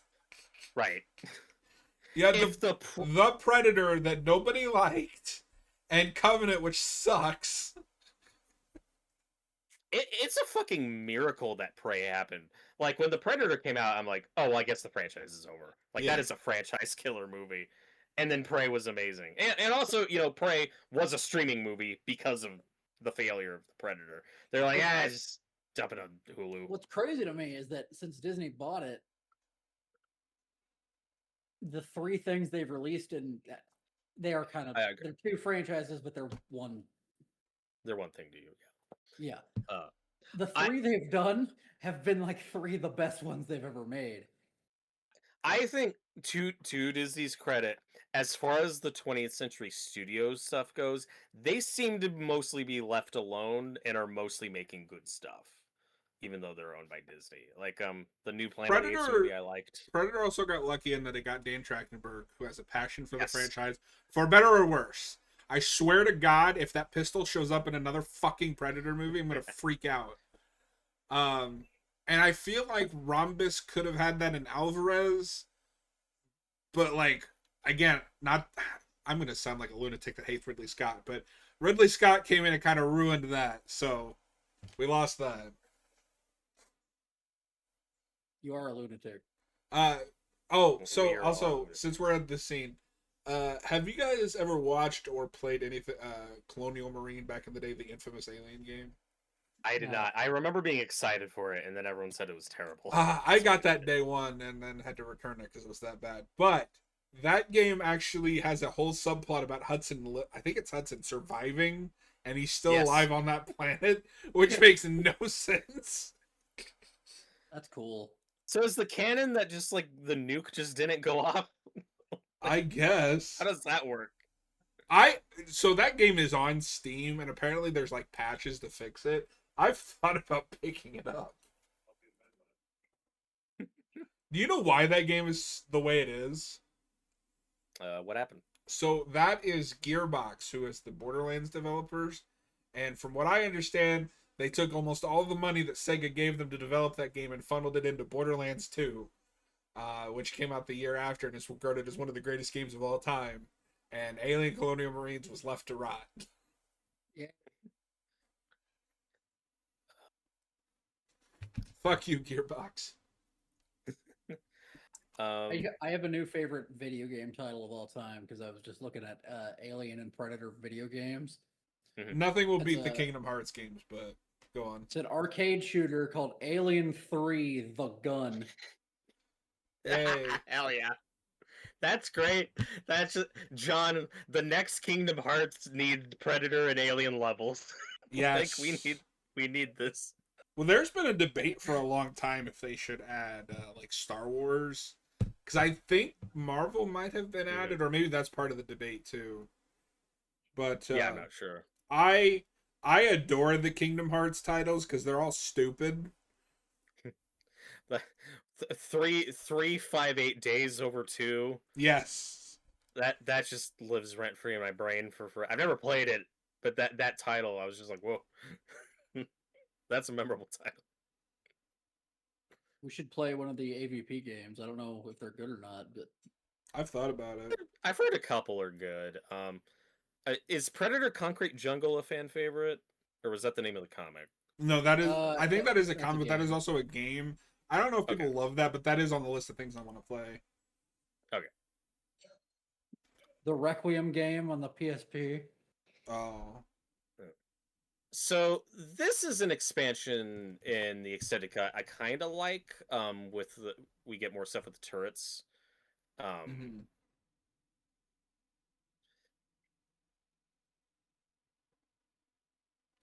Yeah, I'm honestly I'm all for them expanding the section where they're like trying to survive on this planet. Yeah. The only thing that I'd really cut out of this is just that section with the colony with family. Yeah. And I really like Michael Biehn in this. He's fun. Robert, so you liked that one, but what about 3D Dream Drop Distance? My favorite thing about Kingdom Hearts games is there are at least 2 mobile games that are no longer available but are very important to the lore of that franchise. So good luck tracking down what happens in those, because apparently you need to know. You gotta read the Wikipedia summaries. Yay. And I do like those games. I've only played the first couple, but they're solid.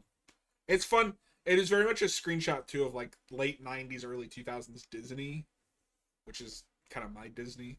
But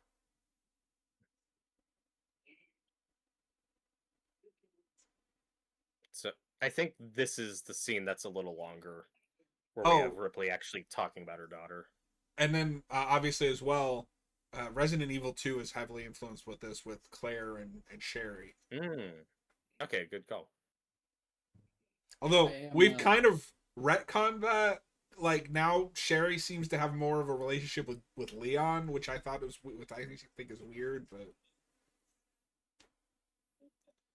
I am very excited for Isolation 2. Hope it's great. And I just mean more so, Robert, that Claire is never mentioned or heard about in either 6 or 9. I don't know if Capcom remembers she exists. Well, they do now because they're remaking Code Veronica, but dropping the code from Veronica is dumb. So we're just getting, the remake is just going to be called Resident Evil : Veronica. Oh, okay. Would you have preferred Resident Evil Code? Yes. And then Resident Evil Zets. John, Code needs to die. No. Code good. You need to finish that show, or not finish. It's not over. Keep up with that show. Yes. So here's kind of the full circle. Like, even if you don't, even if you don't want to keep the first scene where she finds out what happened to her daughter, you could easily just keep this scene and have her explain, oh, she died. Just, you can't erase all mention of her daughter. That's insane. Yeah. John, for me, this is more of an ignorance is bliss situation, because I don't think the theatrical cut is like devoid of substance. Like Ripley's story is like still there. Like she still has PTSD and has this big thing she's got to overcome, and these new connections she makes, and she's still dealing with the death of her crewmates. Like I think that's all like still there in the theatrical cut, and I still love it. It's just once you still like get the thematic parallels with her and the Queen and protecting this child, it's just once you know about these deleted scenes, it just adds this extra layer that's but I would argue that why'd you cut that? But I would argue that one of the thematic cruxes of one of the thematic cruxes of this film is motherhood. And Yes. to make that work, Ripley needs to have been a mom. You can't just delete that. That ruins the arc. I respectfully disagree. Like, that's still there in the theatrical cut because, again, she still becomes a mother to this child. Like, that's still there. But I would argue that makes it look worse. It's just, oh, woman adopts child because she's woman. I mean, that is a problem some critics had. Like, not to get sidetracked, I'm not going to name names, there are some feminist critics who aren't fans of this movie who think Ripley's like a bad example of feminism in film, to which I strongly disagree, but I don't whatever. disagree, but I can see why you would get there because you cut out the reason why she latches onto Newt the way she does. Speaking of the specific critics I'm talking about, I don't think the extended cut would have fixed that. Well, then that's their problem and they're an idiot. But yeah. I will give them the benefit of the doubt that I can at least understand getting there on the theatrical cut alone, because Ripley's emotional connection, the reason that she forms that, is missing.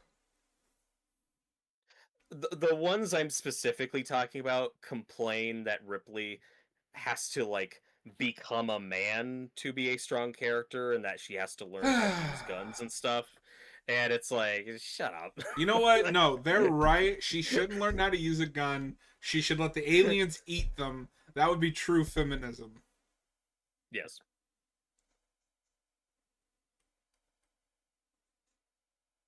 Oh, Microsoft can fuck off. Local split screen and Halo campaign will require both accounts to have PS Plus and a Microsoft account. Fuck off. That's what we love about the current state of gaming, is you just need to make like these 3 fucking accounts just to play a fucking game. That's a new low. Like, why do both of them need to have PS Plus? What if my buddy doesn't have a PlayStation account? Then I'm just fucked. I can't play with him. Yep. I'm not buying that fucking remake. They also, I don't understand why they took a when you think of Halo, you think of first-person shooter. They took that and gave it a third-person mode, which I think defeats the purpose of the game. But you know, that's just me. I'm a crazy person. So again, I love Paul Reiser as Burke. He's just so slimy. But the way he tries to talk his way out of this, like, hey, I made a bad call. Okay. Like, I'm only human. Nobody's perfect. I fucked up. I have a hot take watching it this time. This is on Ripley. She should have known better.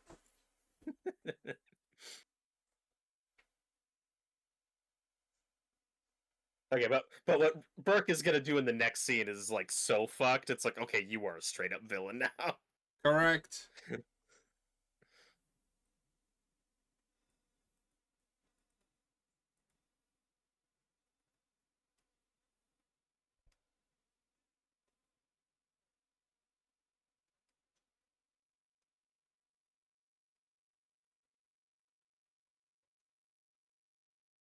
I also think we should, yeah, like here's an extra scene because we have the sentries going off, keeping the aliens out, and we're like keeping track on how many rounds they have left. It adds a little more tension to this section of the movie.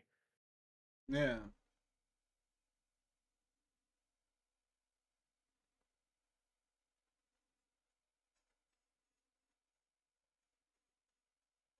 Cool.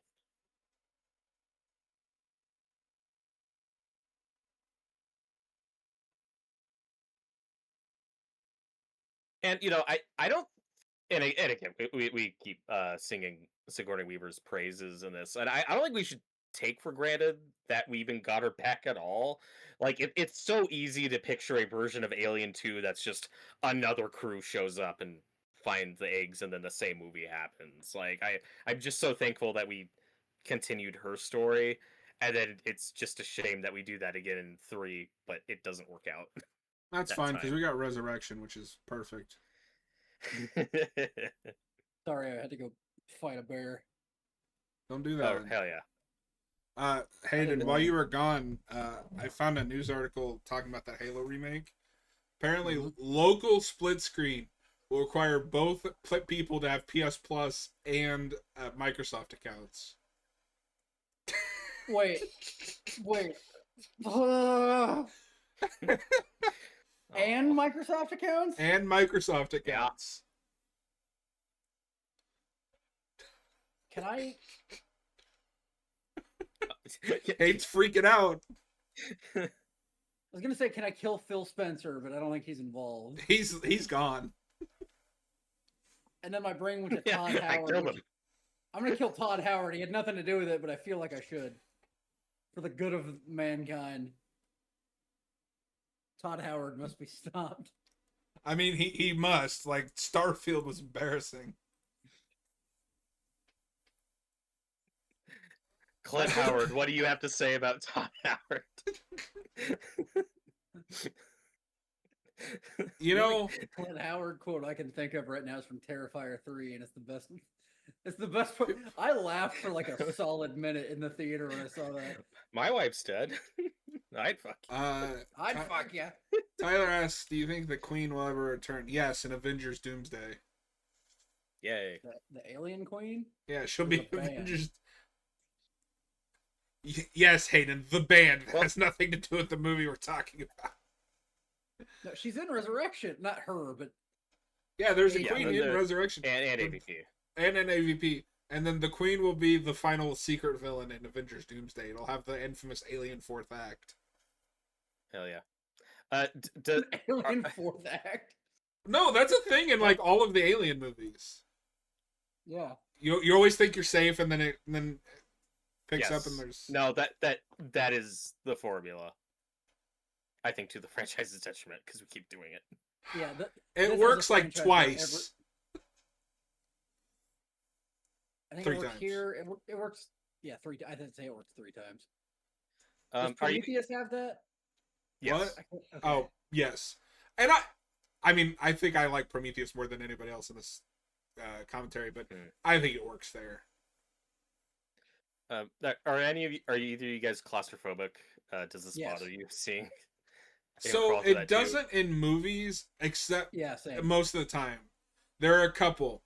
This is a really weird specific one, but in Jumanji, when the kid crawls down in the floor of the car and the elephants and shit like Yes. stomp Yeah, on yeah. it, that makes me uncomfortable. You know, Oh yeah.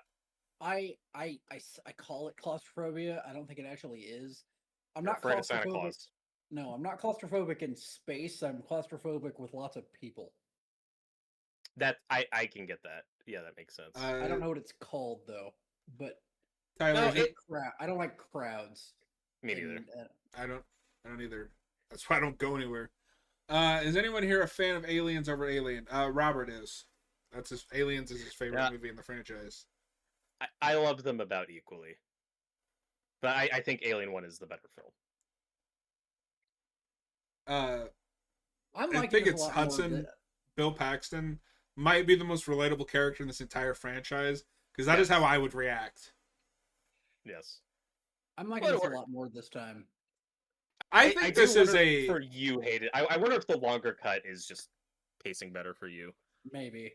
Hayden. I have that a little bit where I do think this is the better cut. Also, it helps that we're just yapping over it. Sure. Yeah. No, and I never. I con- love Yeah. that the cups We that don't- we they don't drink know. out of look like those little fast to go cups that you get at like restaurants with like gravy or whatever in it. Yes. Well, that's what we'll drink out of in the future. Oh, the near future of tomorrow. Yes. Tyler says The Descent makes him claustrophobic. I agree. Yeah. Yeah. The scariest stuff in The Descent is the first half. I mean, that whole movie's awesome. I fucking love The Descent. We've had I our phobic really want to conversation, get but- that. I really want to get that 4K that they put out. But that's another. Me too.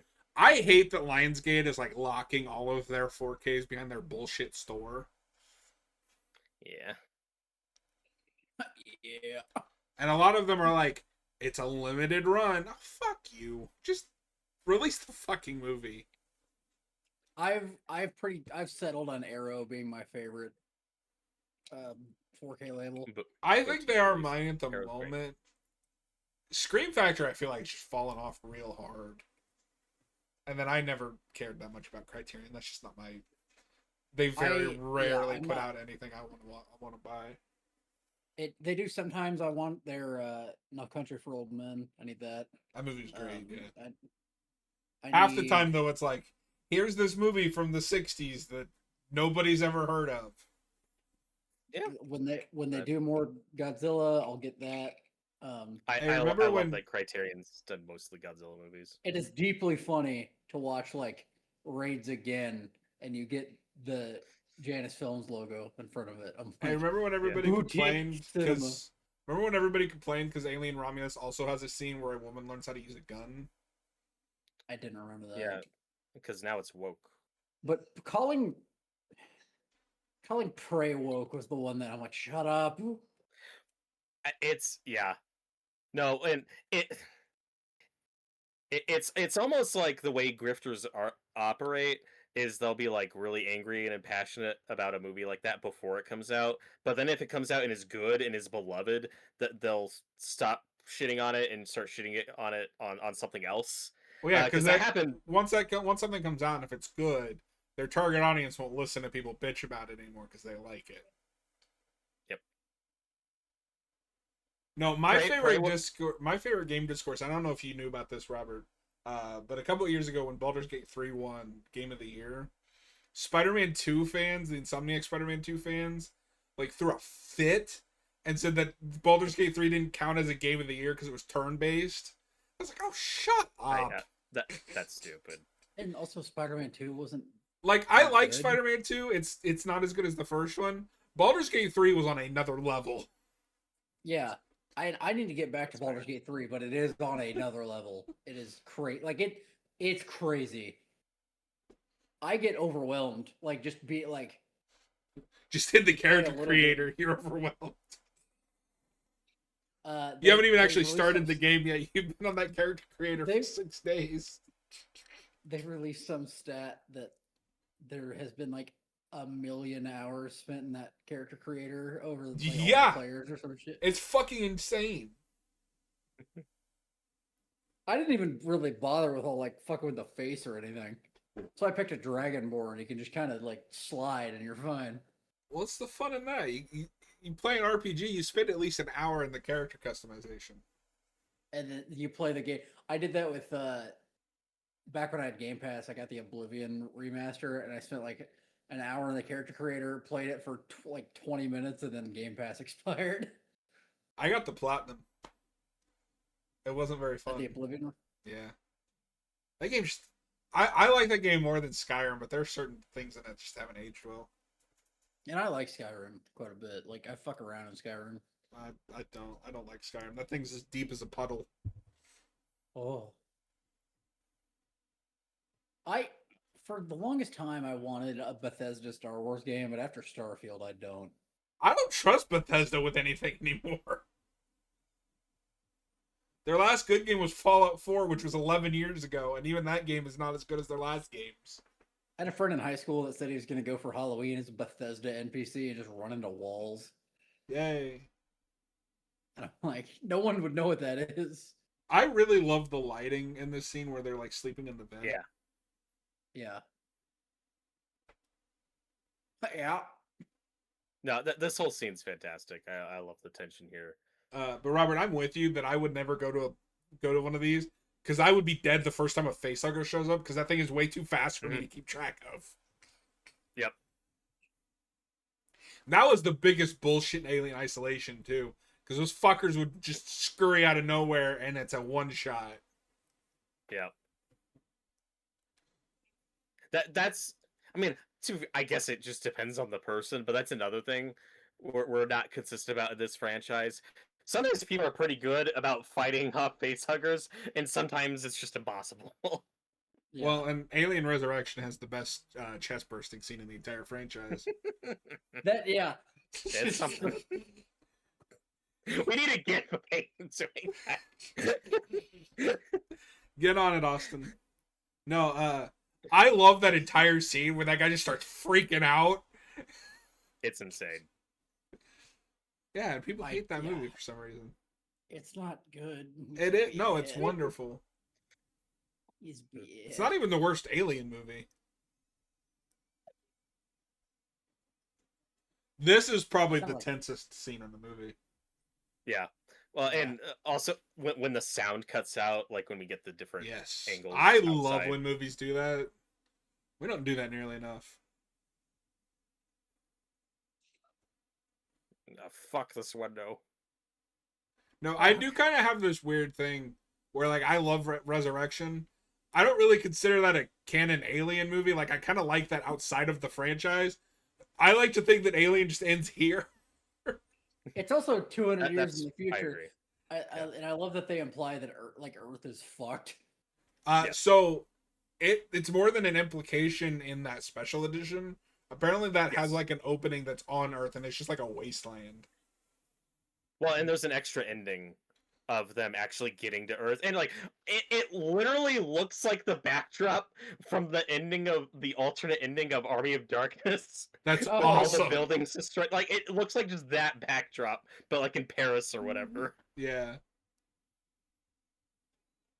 And the red lighting here is really cool too. We love red lighting. Yes.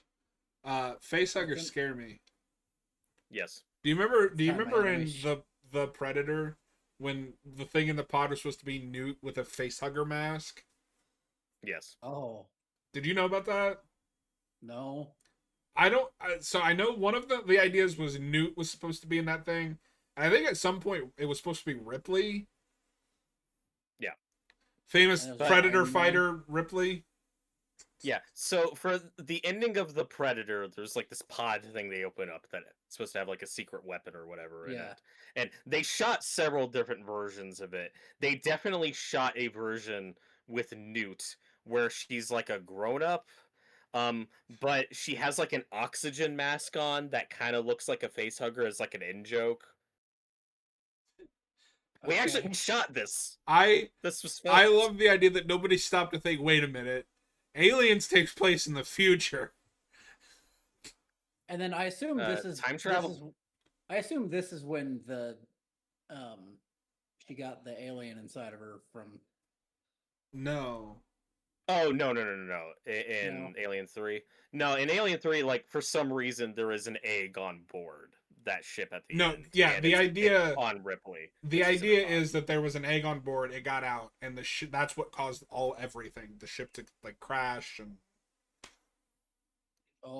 even that doesn't make any fucking sense. Correct.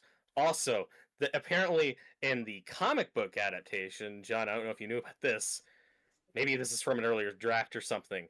The facehugger goes on Newt first, and then Newt drowns and dies, and then the alien embryo crawls out of Newt's mouth and goes into Ripley's mouth. I'm not making this up. That doesn't make any sense. I haven't gotten there yet. I know that's in those omnibus that I have, but Jesus. This is a thing that exists for some reason. We established in the first one that the facehuggers breathe for them. I don't know. I don't know if this is weird. I am an Alien fan. I like Alien. Predator comics, I have interest in reading. I don't need Alien comics. I've liked some of them. I think that's a harder thing to do than a Predator. The Predator is like built for an anthology series. Alien isn't. What do you mean they cut the power, man? They're animals. I slaughtered them like animals. And I hate them. Obviously, I like some of these movies more than others. In my opinion, Alien is a franchise where the well is starting to run dry, and for some, it ran dry decades ago. I just think Predator is just way more malleable as a concept for a franchise. Yeah. And I think Dan Trachtenberg proved that in doing both Prey and Badlands that do wildly different things, and I think are both great. The Badlands grift was pissing me off. What irritates me... Oh, sorry, Hayden. Oh, yeah, like when grifters were complaining about it. Yeah. Talking about how it's like a kid's movie. I'm like, no. what irritates me, Robert, is you have this vast universe of Alien, which we've shown, and I feel like you could do some more harder sci-fi, like a Prometheus, but with a smarter script, and like focus on like do body horror or whatever. But the only time we deviate from the xenomorphs is to make a movie about fucking androids, and I don't care about the fucking androids in Alien. I like the androids in this universe. I think androids are interesting. I think they But are also- a fine background character. I'm a little tired of them being the central focus of things. I didn't care about him in Earth. I need to finish that show, but I like them in Earth. I also like that Earth does just introduce new types of aliens. That's the thing this franchise should just do more of. I like the Yeah. eyeball one. That one's fucking creepy. I haven't really looked at. I don't remember that one. Is that in the first? I only watched the first two. Well, it's set up early, but you actually see it do shit later on. Is it It's- like? Is it like a xenomorph and that it's like a parasite, or is it? Well, so it's like a little eyeball alien that will like crawl into corpses and then control the corpses. Like first it's in a dead cat and then it gets into other things later. No, Oh. to your point though, Robert, it is kind of funny that we have set this up where the alien, the xenomorph, is a very versatile creature that takes on the characteristics of whatever the host is, and then we always go back to the one from the first movie. Yes.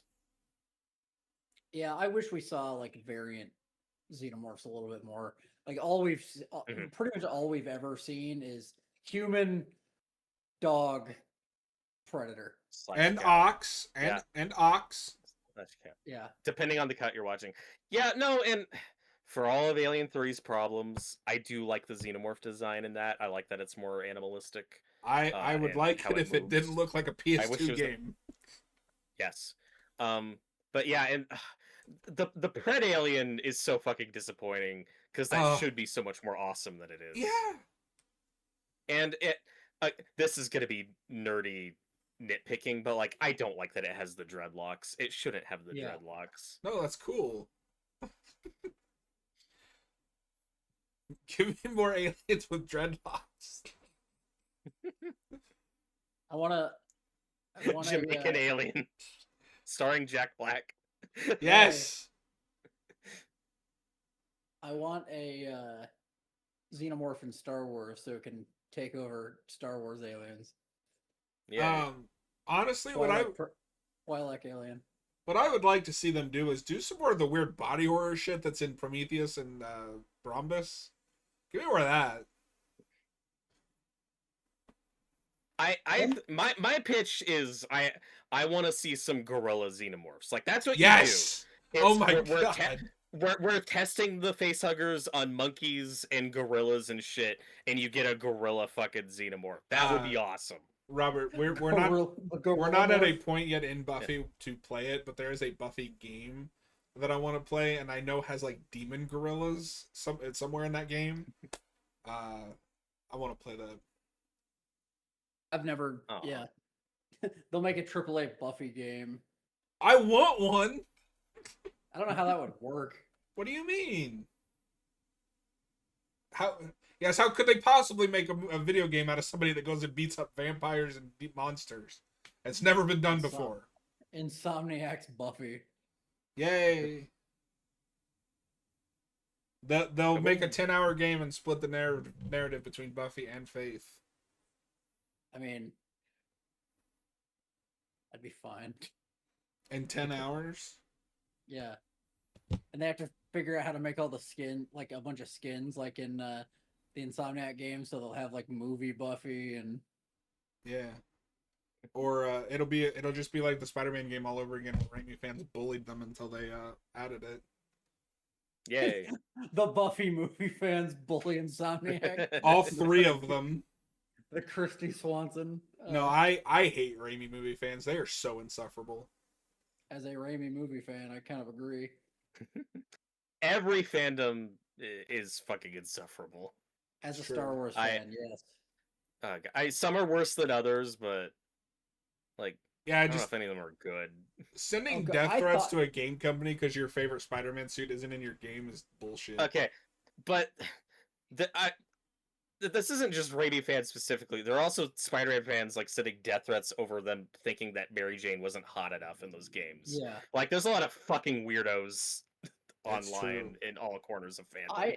I shouldn't be mad that that the franchise I love is getting bigger. But I get it. Which Kamen Rider has recently come to the West, and the fandom is in like 1,000,000,000 times worse than it was last year because there are new fans who started watching with. We're gonna convert Robert. No, that's not that's not my point. I didn't say it was. The fans are just fucking insufferable. They're like, everybody has hot takes now, and I'm like, oh. Robert, start watching Kamen Rider Z so you can share our pain. Okay. It's on.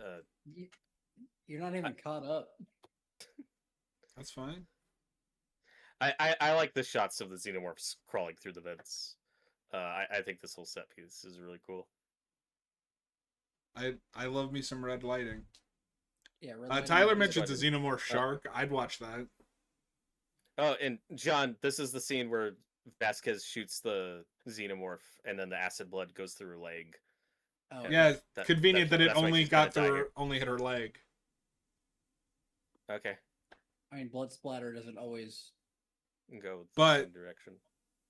To be fair, I forgot about that. So Okay. die.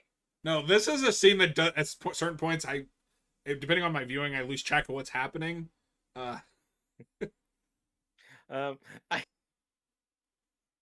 like that Gorman gets kind of a redemption here, but she's also like, ah, fuck you. Like, I would die with you, Gorman. This fucking sucks. That's the planet from Andor. Oh, That's the it was named Gorman- after this guy. Yeah, fitting. Yeah. The Gorman Massacre. Yeah. But I love a good little self-sacrifice like this, or like, ah, fuck it, I'm gonna go out on my own terms. Gorman deserved to die. It's based on France. Oh, Gorman had it coming. You need that on a t-shirt. Oh God. Ripley, John don't do doesn't know- that. John doesn't know what we're talking about, but I'm not paying attention. Ripley, don't do that. I have been calling Andor Yeah. Andy as a joke, but Andier. Andy, Whee! Andy, no. Don't do that.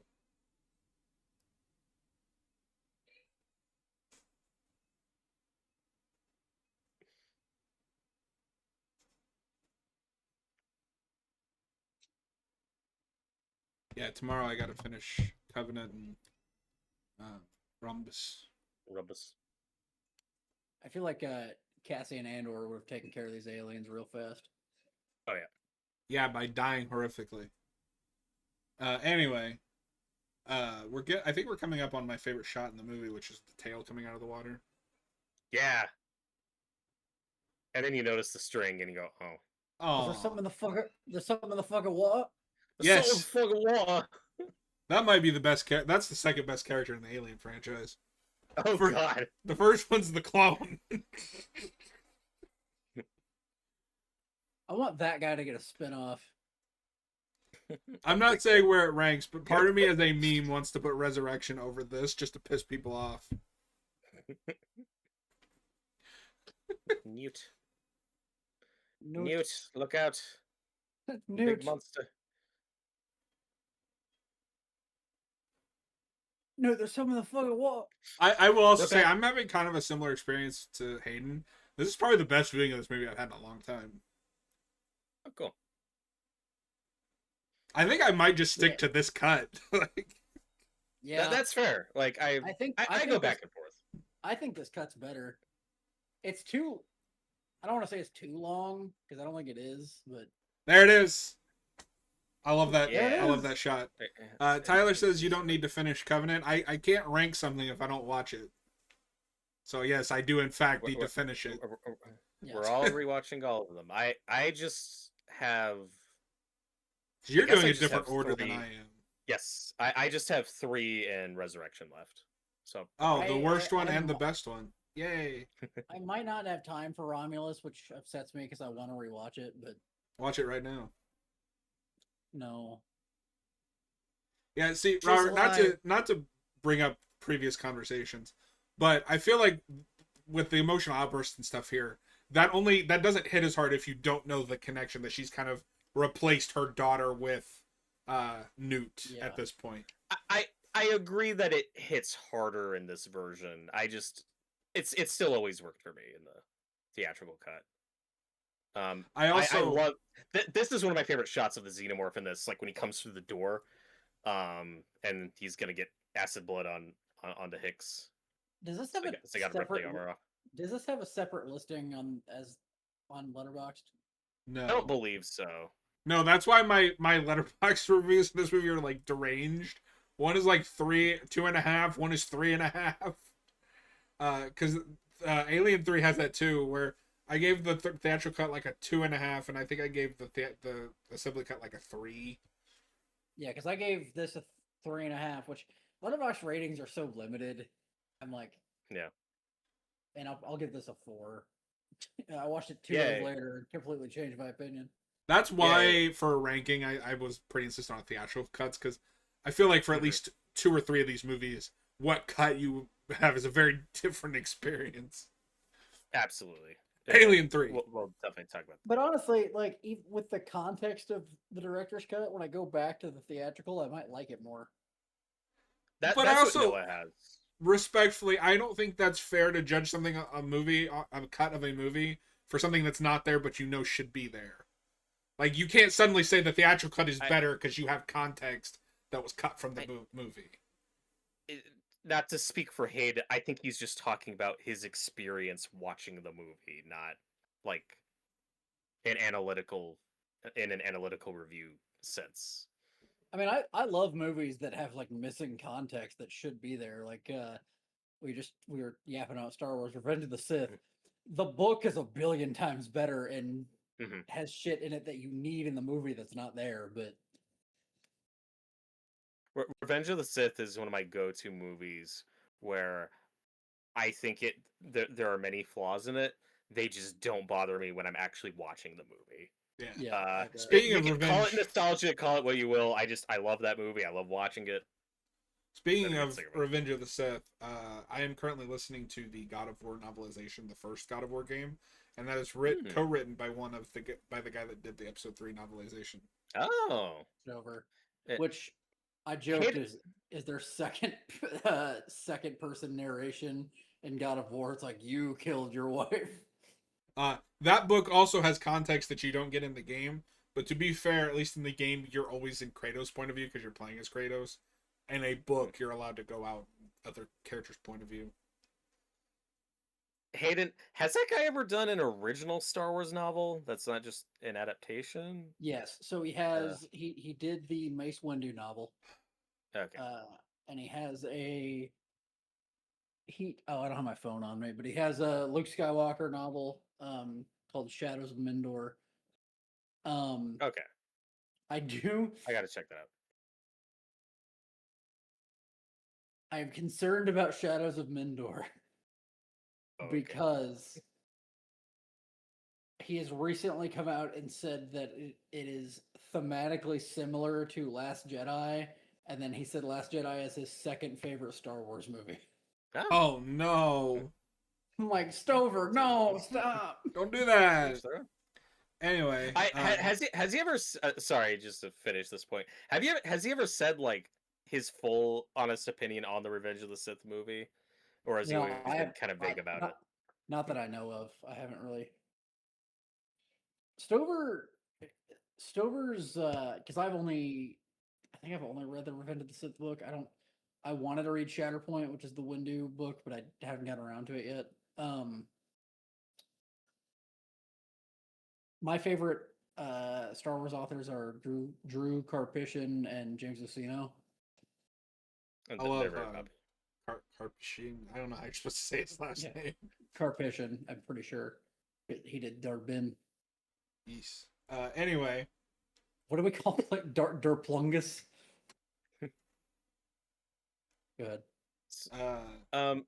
So there's also within the Alien fandom kind of a debate about, well, do you prefer Alien 1 Ripley or Aliens Ripley? And I've never had that. Like this, she feels like the same character to me.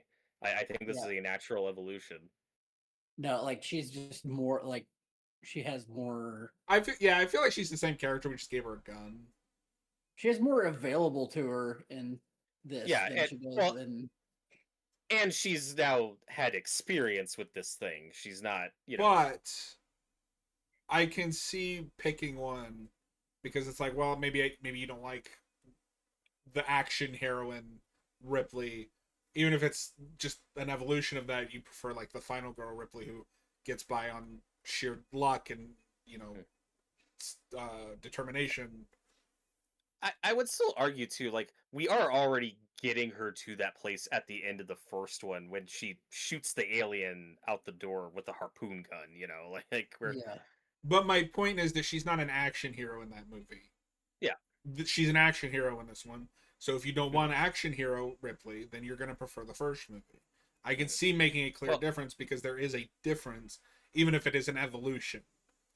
It's like, I'm going to use Stranger Things as an example because Ripley is obviously a big influence on like Nancy. I think by season 4, Nancy has kind of become a caricature of an action hero who apparently has guns in her bedroom, even though that doesn't make sense. Yes. So I like season 3 Nancy and season 1, 2, and 3 Nancy. I don't necessarily like season 4 and 5 as much. I like her more in 4 because there's moments, but like I can draw a line of this is where the character starts to go too far in a direction. It's not Weaver, but speaking of Stranger Things real quick, that was what we were talking about earlier, the like paycheck performance. Linda Hamilton. Yeah. That was bad. Why was she even there? Like she sucks. She disappears for like 90% of that season. I mean, I didn't think she was very good at Dark Fate. To be fair, nobody in Dark Fate wants to be there. Yeah. Tyler, I really enjoy the idea of the title of this movie. This time, the crew are the aliens. What? I'm pretty sure it just means that there's more than one alien this time. Yeah, it's just there's more than one alien. That's some Walking Dead bullshit that he just came up with. This time, we're the aliens. He's not wrong. No, okay. I'm going to run with this. Predators, this time the humans are the predators. That doesn't track with Predators. Oh my god, it's an egg. I take back the thing I said earlier about liking Predators more than Aliens. I don't think I have that anymore. Yeah. I would probably rank it. I know this is unfair, but for me, the movie lives and dies on those cut scenes. This is better than Predators, but I like Predators more than the theatrical cut of this film. Fair enough. Like I said, my Predator ranking was way easier to do, where I'm like, yeah, I know where all these line up. With Alien, I'm like, yeah, I gotta rewatch all these.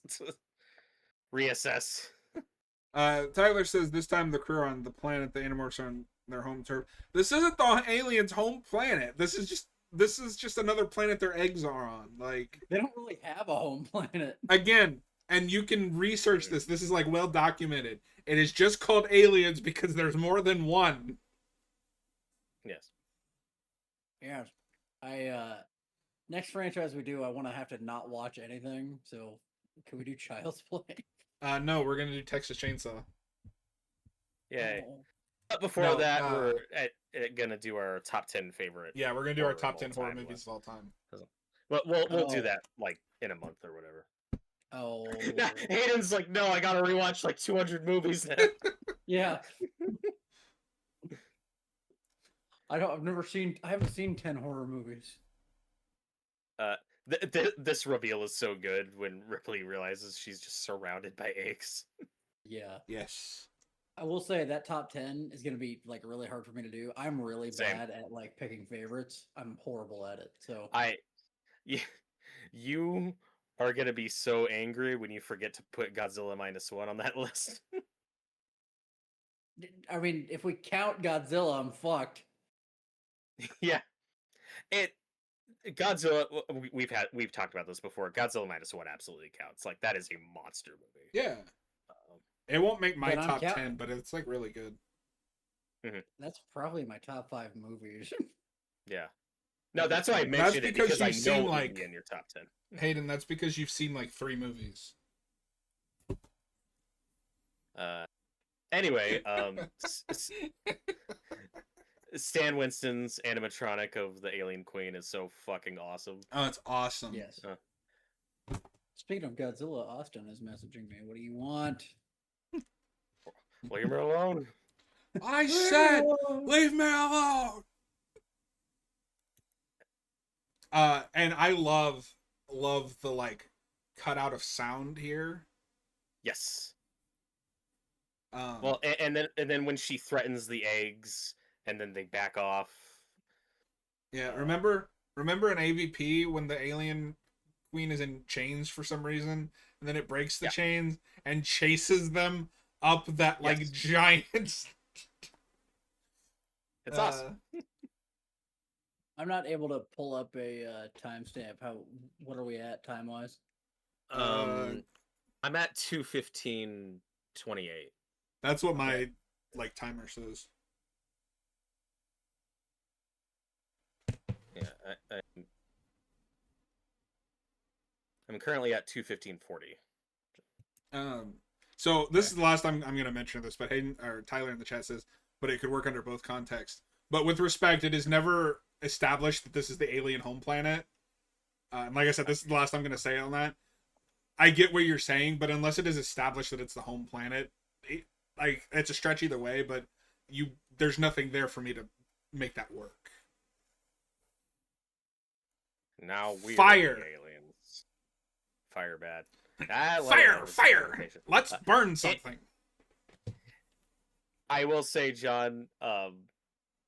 Yeah, I agree. Like, yes, it is not their home planet, but in earlier drafts of Alien, the implication was that this is the Xenomorph's home planet, but there's like a temple that the eggs are in, and then there's the ship with the space jockey, and then at some point they were like, "Oh, we're running out of money. Like, let's just cut out the temple and just put the eggs on the ship with the." I just think it's so space much jockey. cooler if you don't know where they come from.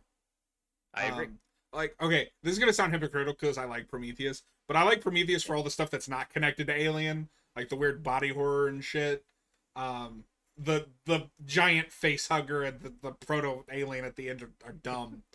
But like, it's just so much cooler. You don't know where it came from. You don't know how it got here. You don't know how why this thing exists. It is just a monster that gets dropped on the ship. Jareth says, "Hey, I just got done listening to the Your Next commentary. Thank you guys. Hey, no problem. Thank you for requesting it. Thank you. Great movie. No, remember when movies had puppets and like little creatures? Yeah. Well, and then AVP is like that unfortunate middle ground where all of the practical stuff looks fucking awesome. Like the chained up alien queen, when it's practical, looks amazing, and then it breaks out and turns into a CGI character running around, and you go, "Oh, that doesn't look as good." My big problem with that movie is the predators are too bulky. Like the couple of those predators are way too bulky. The predators, yeah, they don't look great. The aliens look alright. Yeah. And that is weirdly that is another one of those early 2000s movies. It's like, I saw The Matrix. Yes. I love this whole set piece with just everything fucking exploding. I like this cut a lot better. One thing I will give both cuts of this movie is the sense of escalation throughout the movie, capitalizing in what I think is one of the coolest things in an 80s action film. Mm-hmm. And then, because Alien 3 went through so many different versions of that fucking script. Yes. I don't know if this is true or not. Just a thing I heard is that in one of the abandoned scripts for Alien 3 is they were going to have like 20 power loaders versus like a dozen queens, and it's like, oh my fucking god. I wish they'd done that. That would have given me something to enjoy in that movie, just for how stupid it is. John, hear me out. A team of 6 differently colored power loaders. And then they combine into a giant power Yes, give it to me. Disney, call us. Power loader. Disney, call us. We'll set you up with a pitch. Mighty Morphin power loaders.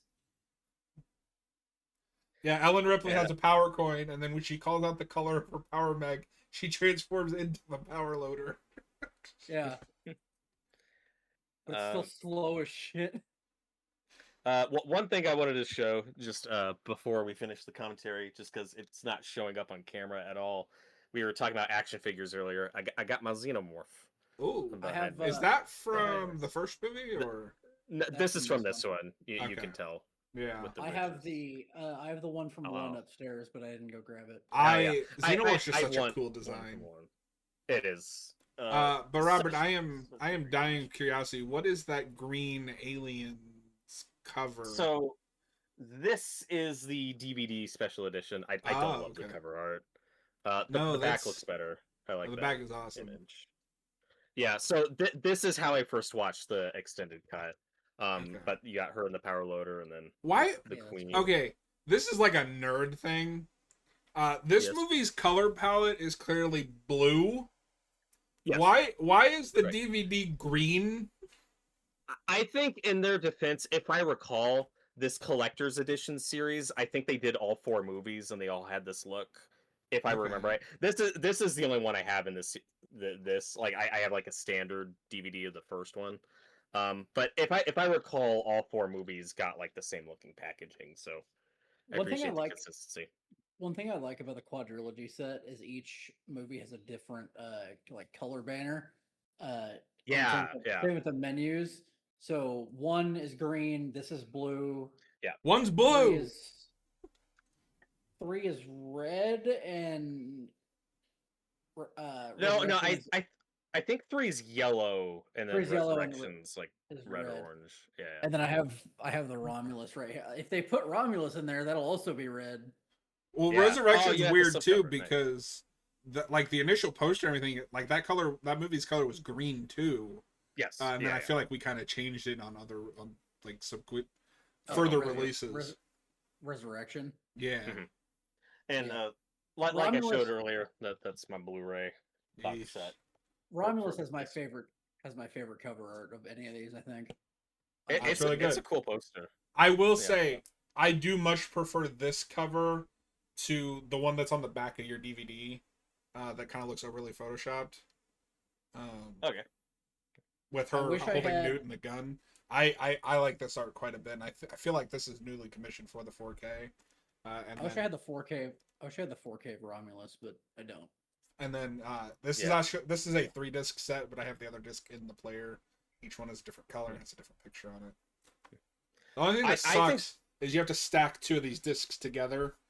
Yeah. To make yeah. It's one of those. I love the shot of the nuke going off. How they did that. Yeah. Like they built the cloud set with like the little mushroom cloud sticking up and glowing. It's not as cool as practical effect. It's not as cool as Smallville just taking the Terminator 3 footage and repurposing it for themselves. Do you know about that, Hayden? I do not. I think it's the episode where Lex is president. Like you get a glimpse in the future, and the idea is that him being president leads to total global annihilation. But they didn't have the money to film like a new nuke scene, so they just took the end of Terminator 3 and removed any possible like reference to John Connor or Arnold or anything, and played it as nuke footage from Smallville. Yeah, it's cheaper. Yeah. I've been catching up on Talkville again. They've started season 8. Yay. and but before I forget, there's my Ripley. So here's the next everybody safe moment, and then spoilers. Yeah. Yeah, no, like I said, like this is a sequel that hits a lot of the same beats as the first one, and I think it works. And then Bishop, it's a detriment to the rest of this franchise. I don't have a Ripley. The only alien figure I have is the Ah, alien from the first one. her I face don't is really scary. collect. I don't really collect a lot anymore. I think the prices Same. have gone. The prices went crazy. Like I Yes. have, Robert. You've seen my collection, right? It's Yeah. stupid. No, I got a lot of shit too. I need to put a lot of it in storage because I'm not gonna have a lot of space soon. But like my Yeah, Transformers collection is insane. But now, like I just got some Star Wars figures, but prices are so crazy now. I really have to choose. Mhm. When I started, figures were $19.99. Now they're $27.99. What pisses me off with Star Wars is I never started collecting the 6-inch scale ones. I Yeah. always collected the small ones, which I prefer. Those are $20 a piece now. It's Yeah, fucking no. ridiculous. Like Yeah. I don't get those anymore. Yeah, vintage Uh, collection. Yeah, and I the like the vintage collection. 6-inch, but Mhm. I used to collect Marvel Legends, but I just don't anymore. Oh, those are crazy expensive. So these scenes make me feel so bad for Lance Henriksen, where it's like, okay, we're Yeah. sorry you didn't get to be a Terminator. Now you get to be a robot here, and you're covered in milk, Yes. and you got no legs. No, It's like I've a always nightmare. wondered, like, why the milk for robots in this universe? It looks gross and weird. Fair. Like it's just different. No, I love the Alien Queen. That is one thing I wish was explained more in this franchise. Like, I don't think that's a problem here necessarily. I just wish, like, how do queens get formed versus the drones? Like, Yeah, I don't know if this is from like comic books or what, but I've heard that like there are different, like there are queen face huggers and then there are regular Yeah, face huggers, but I I think think we that don't comes see has. that in the movies. I think that has to be the case because Ripley is specifically carrying a queen, and like they Yes. mentioned that she's carrying a queen. And here's the scene that everybody quotes from this movie. Get away from her, you bitch. And I love the power loader. It's so awesome. It's good. Die, big puppet. You It is kind of Die! funny when you just You boil it fucking down to what's puppet. happening behind the scenes. It's Ripley Yes. in a fake costume fighting a puppet.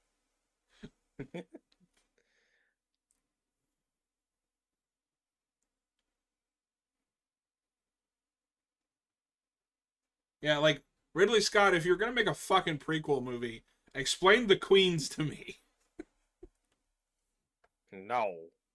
Oh, No. That is one thing that's kind of interesting or weird about just the state of this franchise is what I think used to be a point of contention with Alien fans is oh, people only care about aliens. That's all we're ever looking at now. Because aliens, really informs the next couple decades of this franchise. But ever since like Prometheus and Isolation, like we're primary whatever you think about the quality of the projects, like we're almost always going back to just the first one. yeah. Uh and Well, I now think that it's just hit a weird point. Like, yeah, will we do the Queen again? I don't know. And Well, and I think that the kind other of thing goes about back it, to kind of the reevaluation of this movie, where you don't get a lot of people Mhm. going, "Oh, Alien was good, but Aliens was just on another level." Yeah, you don't see that as much anymore. why What does we're this forklift have an equipped uh, welder? Do you need to weld when you're forklifting a lot? Because she has to fight this sometimes alien. Duh.